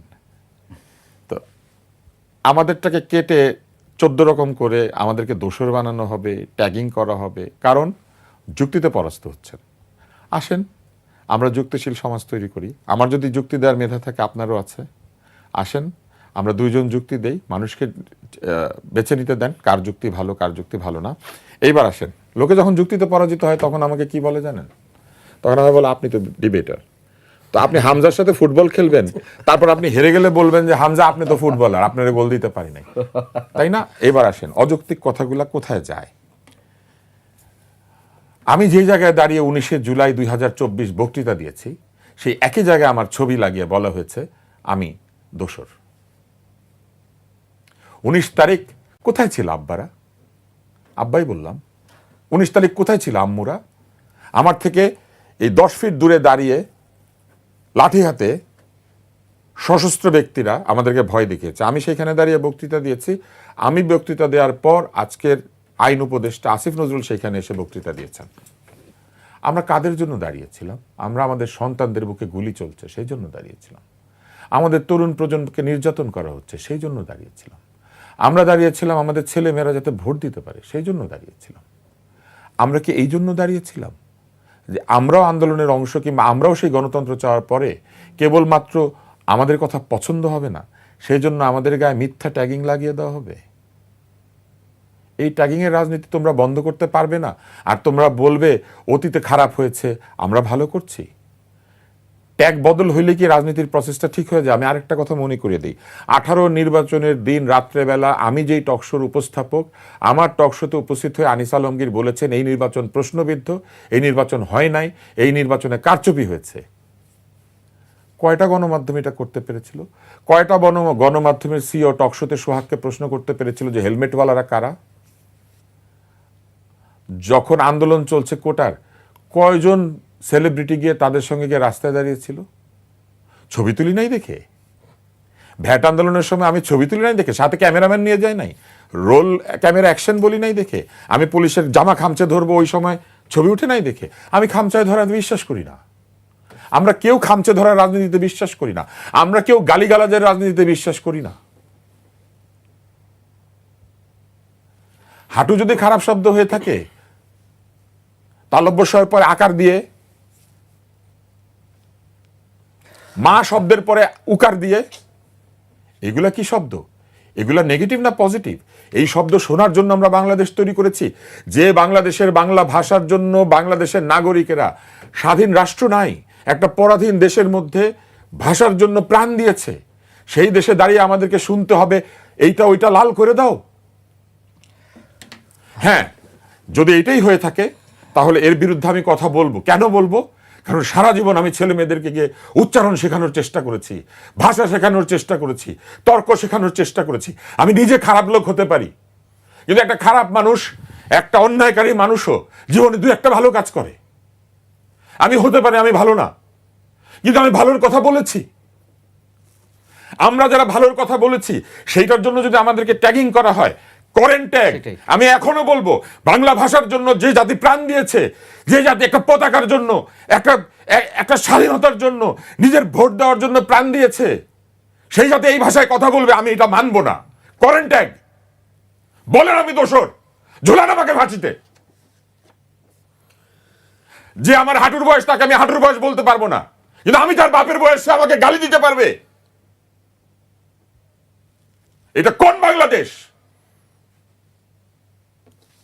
আমি হতে পারি সবচেয়ে খারাপ মানুষ, নিয়ে যান আমাকে ধরে, কিন্তু আপনি আমাকে গালি দিতে পারেন না। গালি দেওয়ার অধিকার কেউ দেয় নাই। যে সংবিধান বদলাচ্ছেন সেই সংবিধান কাকে গালি দেওয়ার অধিকার দেয় নাই। বাপের বয়সে মানুষকে অপমান করার অধিকার দেয় নাই, কারো গলায় জুতা ঝোলানোর অধিকার দেয় নাই। এবং জীবনে আমি টকশোতে উত্তেজিত হই না, আজকে হলাম,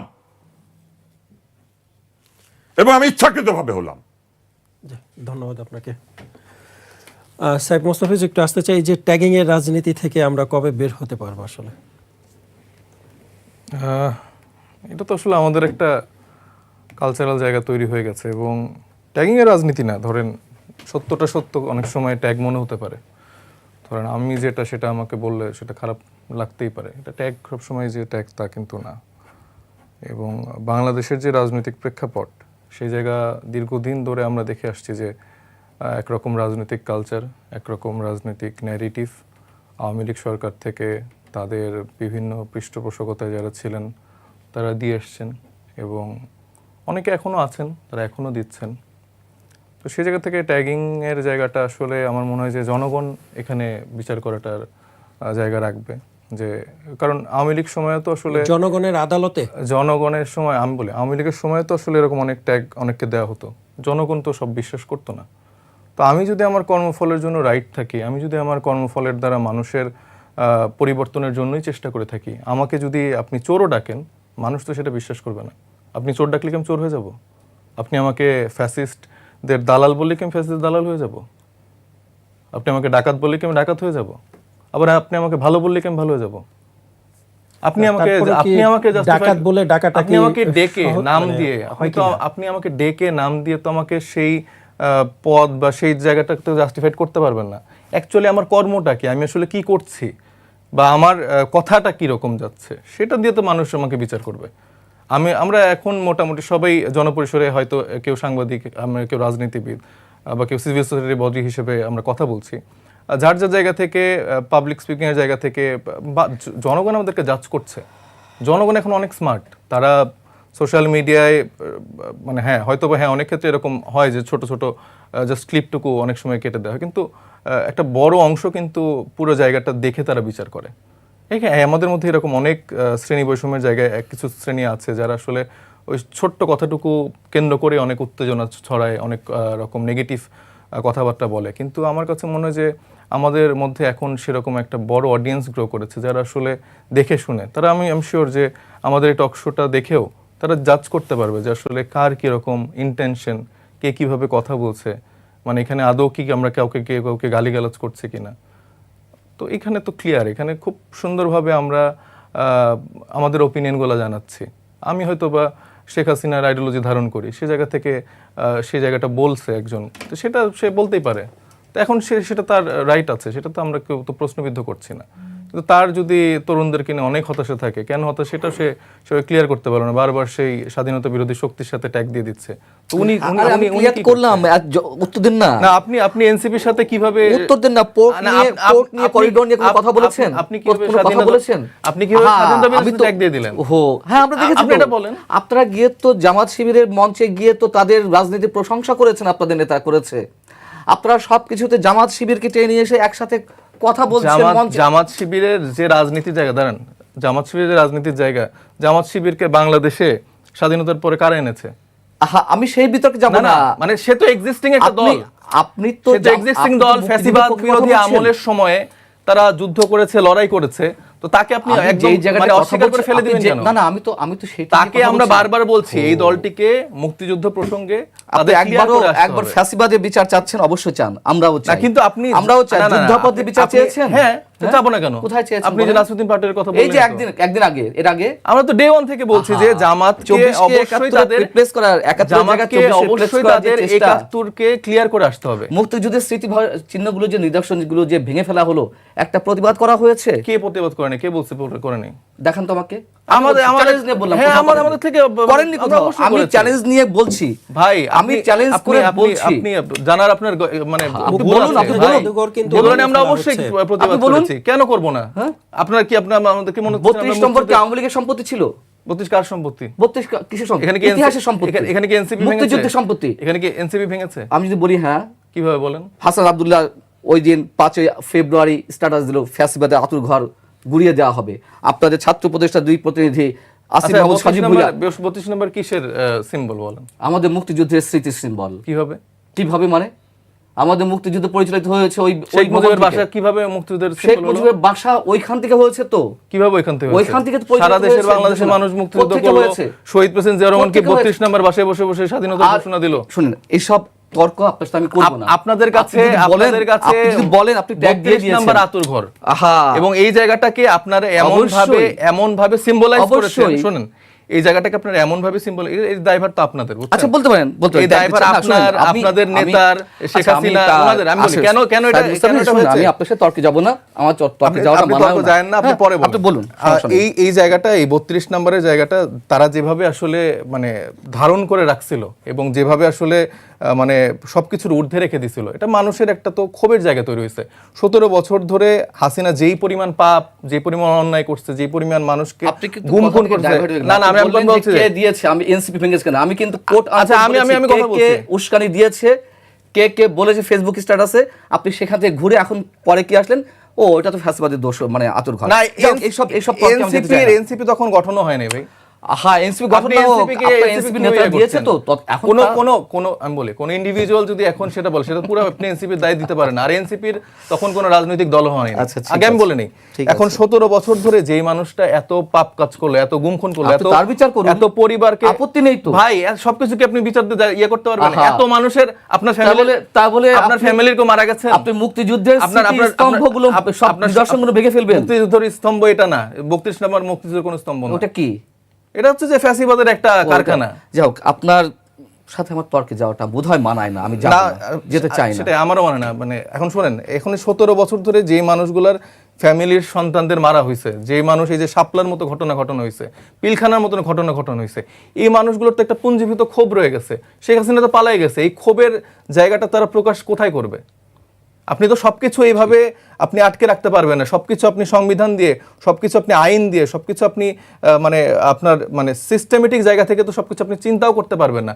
5 তারিখের পরবর্তী সময় যেখানে শেখ হাসিনার মতো মানুষ এরকম মানে অপরাধ করে, তার মধ্যে কোনো রকম অনুশোচনা নাই, সে হচ্ছে লাইভে এসে সে আরো বড়াই করছে যে কিভাবে সে দেশে আসবে, টুপ করে ঢুকবে, তারপরে তার যেসব মানে গুন্ডা বাহিনী যারা আছে তাদেরকে সে নির্দেশনা দিচ্ছে যে তোমরা এইভাবে এটা দখল করো, এইভাবে মিছিল করো, এটা করো, ওইটা করো। তো এই মানুষগুলোর তো ক্ষোভের জায়গাটা তৈরি হবে না, তো সেটাকে তখন মানে কোথায় তারা ক্ষোভটা মেটাবে? ধন্যবাদ আপনাকে। পান্না ভাই, একটু আসতে চাই, মানে ক্ষোভ থেকে কি 32 নাম্বার ভাঙা হলো? ক্ষোভ থেকে কি 32 নাম্বার ভাঙা হলো? থেকে ভাঙা হয়েছে নাকি ঠান্ডা মাথা ভাঙা হয়েছে সেটা না, একটা ডিজাইন ছিল 71কে মুছে ফেলার, 71-এর ইতিহাস ধ্বংস করার, সেই জায়গা থেকে এটি করা হয়েছে। এবং ক্ষোভ যে আওয়ামী লীগের সময় ছিল সেগুলো তো আমি কথায় কথায় অনেকবার বলেছি। আপনার এই সত্যি এই যে পর্বটি চলছে সেখানে অনেকবার বলেছি, আমরা তো শেখ হাসিনাকে ডিফেন্ড করছি না, আওয়ামী লীগকে ডিফেন্ড করছি না। তার যে অপরাধ, তার যে অন্যায়, সেগুলো বিচার হতেই হবে। কিন্তু প্রশ্ন হচ্ছে, একবারের জন্য এই তরুণ সমাজ, অর্থাৎ যারা এখন রাজনৈতিক দল করছে, তারা 71-এর গণহত্যাকারীদের বিচার চায়নি, তারা ফ্যাসিবাদের বিচার চায়, তারা 24-এর গণহত্যাকারীর বিচার চায়। আর গণহত্যা প্রসঙ্গ নিয়ে আসেন, আমি না এই যে এই কথাগুলো বলতে গেলে, এগুলো আমি পার্সোনালি আমি একই বিষয়ে কথা বলতে আমি নিজে ডিস্টার্ব ফিল করি।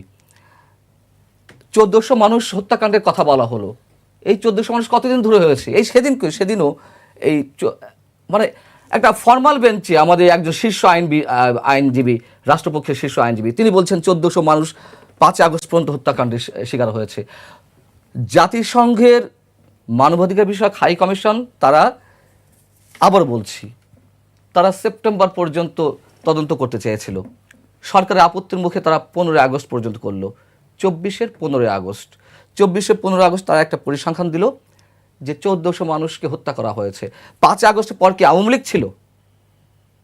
এবং সরকার যেখানে 832 জনের হিসাব দিয়েছে 5 আগস্ট পর্যন্ত যে 832 জনকে হত্যা করা হয়েছে বা নিহত হয়েছে, তাহলে এই 1400-কে ওই 5 আগস্ট পর্যন্ত চালিয়ে দেওয়া হচ্ছে কেন? এবং গণহত্যার মানে ডেফিনেশনটা কি? আমি এই গণহত্যাকে আমি 71-এর সঙ্গে মিলাবো? আমার এত বড় দুঃসাহস! একটা জনযুদ্ধ, 9 মাসের একটা সশস্ত্র সংগ্রাম, সেটির সঙ্গে আমি 24 আন্দোলনকে মিলাবো? অবশ্যই 24 আন্দোলন ছিল, একটা অভ্যুত্থান হয়েছে। আচ্ছা, এটা কে মিলাচ্ছে ভাই? কিন্তু আমি বলি, এটা আপনি বলেন, সমস্যা নেই, এটা মিলানো হয়েছে। না, আপনারা বারবার 24 থেকে 71 কেন মিলাচ্ছেন? আমি এটা তো মিলাবো আপনি কেন? মিলাচ্ছেন। আমি কেন মিলাবো? আপনি তো এই তা পয়েন্টটা আপনারা দিচ্ছেন। কখন মিলাচ্ছেন বললাম? আমরা যে কখন বললাম?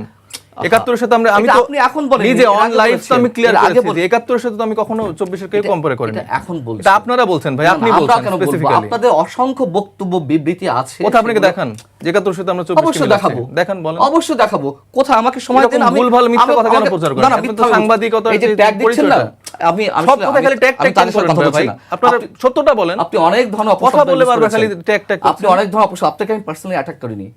আপনাকে পার্সোনালি আমি একবারের জন্য আমি আপনাকে কখন পার্সোনালি অ্যাটাক করছি? আপনি বারবার হচ্ছে আপনি যে সাংবাদিক সমাজ, আপনি জুলাই সাংবাদিকদের জুলাই প্রশ্ন গণঅভ্যুত্থানকে করছেন। আপনি আওয়ামী লীগের শেখ হাসিনাকে আপনি ফিরিয়ে দিতে পারলে জুলাই যারা কথা শহীদ বলছেন। হয়েছেন তাদেরকে নিয়ে ছোট করছেন। আপনি তাদের কোথায় এটা আপনাকে কে দিয়েছে? তাদের কোথায় ছোট আপনি করলাম? তাদেরকে ছোট করছেন কেন? কোথায় ছোট আর আমরা করলাম? কখন কি তাদেরকে বলে এরা? 71-এর সাথে মিলাচ্ছি? এটা এটা কি বলে? আমি কোথায় ছোট করলাম? 24 যারা নিহত হয়েছেন।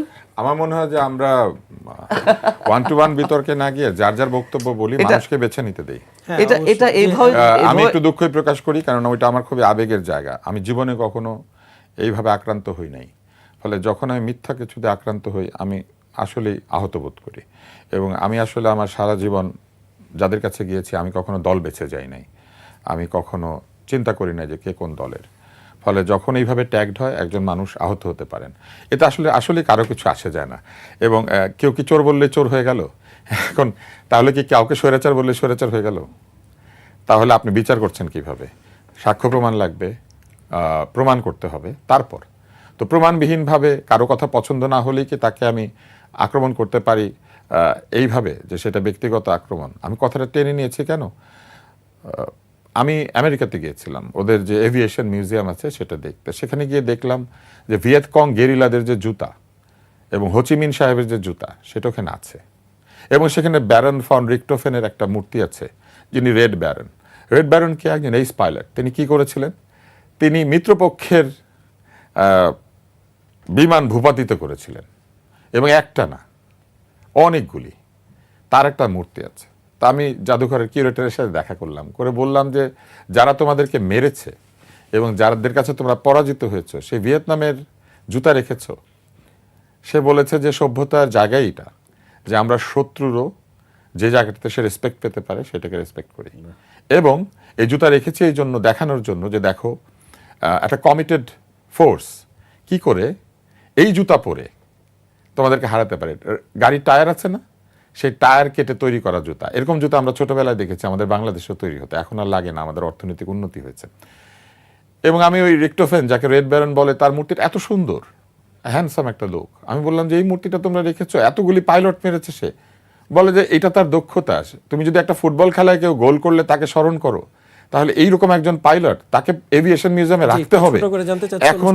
এখন আমাকে বলেন যে আমাদের মুক্তিযুদ্ধের সঙ্গে জড়িত প্রতিটি জায়গায় আমাদের মুক্তিযুদ্ধের অংশ। ওইখানে কে বাস করেছেন, কে করেন নাই, দ্যাট ইজ আনইম্পর্টেন্ট। কি ঘটনা সেটাকে ঘিরে ঘটেছে সেটা গুরুত্বপূর্ণ।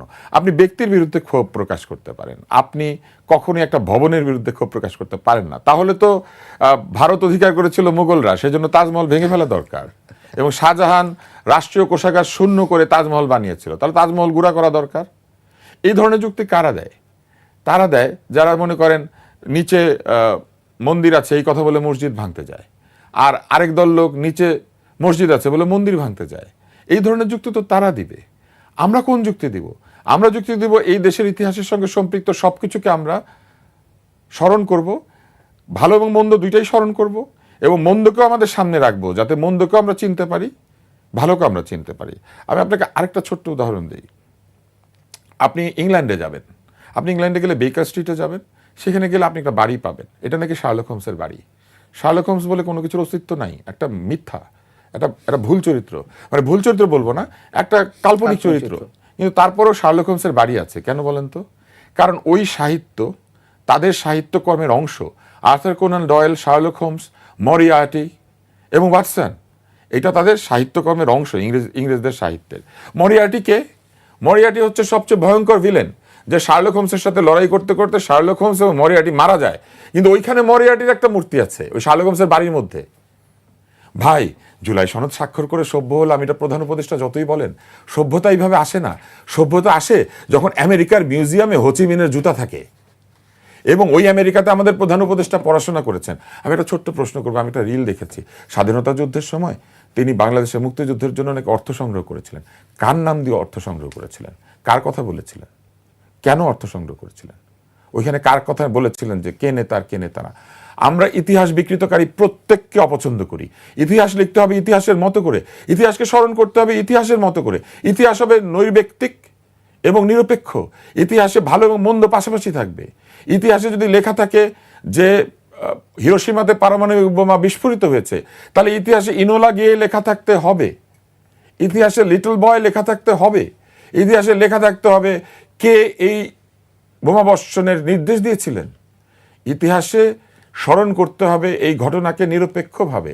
ইতিহাসে স্মরণ করতে হবে কামাল আতাতুর্ক যতই আতাতুর্ক হয়ে থাকেন, তিনি আর্মেনীয়দের হত্যার নির্দেশ দিয়েছিলেন। জি, কিন্তু সেই জন্য কামাল আতাতুর্ককে কালকে থেকে তুরস্কে ভেঙে চুরে সমান করে দিতে হবে না তার বাড়ি। ধন্যবাদ আপনাকে, আপনাদের তিনজনকে অসংখ্য ধন্যবাদ। আমাকে আপনাদের একটা মূল্যবান মিনিট দেন, আমি একটু বলি। জি, একটু এই ছোট যে করে জানতে চাচ্ছি। ইতিহাস যে স্মরণ করার কথা মানে তুষার ভাই বললেন, পান্না ভাইয়েরা বললেন, 17 বছর ধরে এই ইতিহাসটাকে যে সবার স্মরণ করা উচিত, সবার মাধ্যমে রাখা উচিত, যার যেখানে যতটুকু ভূমিকা সেটা উচ্চারণ করা উচিত, বলা উচিত, এটা এস্টাবলিশ করা উচিত ছিল। এই সময় তারা বলছে, অবশ্যই এটাকে আমি সাপোর্ট করি, কিন্তু এই আমরা ইতিহাসটা 17 বছর আগেও বলেছি, তার আগেও বলেছি, কিন্তু ভাই সেটা তো আসলে এস্টাবলিশ হয়নি। না হইলে সেটা কাজ না, আমাদের দায়িত্ব না। আমরা তখনও বলেছি, এখনো বলছি, হয় নাই তো আমরা তখনও বলেছি, এখনো বলছি। সেই জায়গা থেকে এই অ্যাকশনস আর গুলো 17 যখন বছরে কি আসছে, বাংলাদেশের ভাই, ইতিহাস? 17 বছরে যদি ভাই, সেই 17 বছর যদি আমরা গু খেয়ে থাকি, আমাদের এখনো গু খাইতে হবে? ভাই আপনি বুকে খান নাকি, আমার টাইমটা একটু বলতে দেন। সেটা হচ্ছে যে এই 17 বছর ধরে আমরা যতটুকু দেখেছি, সেখানে এরকম বয়ান, এরকম জায়গাগুলো এস্টাবলিশও করতে পারেনি তারা। কিছু কিছু জায়গায়, হ্যাঁ, তুষার ভাইয়ের মতো যারা সাংবাদিকরা যারা আছেন, তারা বিভিন্ন জায়গায় বিভিন্ন সময় কথা বলেছেন, সেটা আমরা দেখেছি। কিন্তু বড় আকারে যে একটা পরিবর্তনের জায়গা ছিল ইতিহাসে, যেভাবে আওয়ামী লীগ নিজেদের একটা ন্যারেটিভ দিয়ে পুরো মুক্তিযুদ্ধ, পুরো ইতিহাসটা তাদের দখলে করে নিয়েছিল, সেই জায়গাটা কিন্তু সেই জায়গাটা কিন্তু তারা কিন্তু ভাঙতে পারেনি। বিএনপিকে পুরোপুরি একটা সময় আমাদের মনে হচ্ছিল যে মানে প্রেসিডেন্ট জিয়াউর রহমানকে হচ্ছে যে আস্তে আস্তে মানে খুনি, তারপরে পাকিস্তানি দোসর, এরকম কিন্তু বানিয়ে ফেলা হচ্ছিল। মানে যত মানে একটা টার্ন করে যেত, একটা টার্ন করে আমরা দেখতাম যে তাদেরকে একদম পুরো মুছে ফেলা হতো। তো এই ট্রেডিশনাল প্র্যাকটিস, এই জায়গাগুলো তো মানে এই বুদ্ধিজীবী সিভিল সোসাইটি তারা থেকেও তো এই বয়ানগুলো উৎপাদন করতে পেরেছে। তার কিছু ফলাফল তো এখন আমাদেরকে দেখতে হবে বা ভোগ করতেই হবে। কিন্তু তারপরও আমরা মনে করি যে আমরা ইতিহাসে যার যেখানে যতটুকু ভূমিকা, সেই জায়গাটা আমরা নিশ্চিত করতে চাই, সেই জায়গাটা আমরা দিতে চাই। জি, ধন্যবাদ আপনাকে, আপনাদের তিনজনকে অসংখ্য ধন্যবাদ আপনাদের মূল্যবান সময় দেওয়ার জন্য। দর্শক, আপনারা দেখছিলেন আমাদের নিয়মিত অনুষ্ঠান কালের সংলাপ। আজ এ পর্যন্তই। ভালো থাকুক দেশ, ভালো থাকুক দেশের মানুষ, এ প্রত্যাশা। আল্লাহ হাফেজ।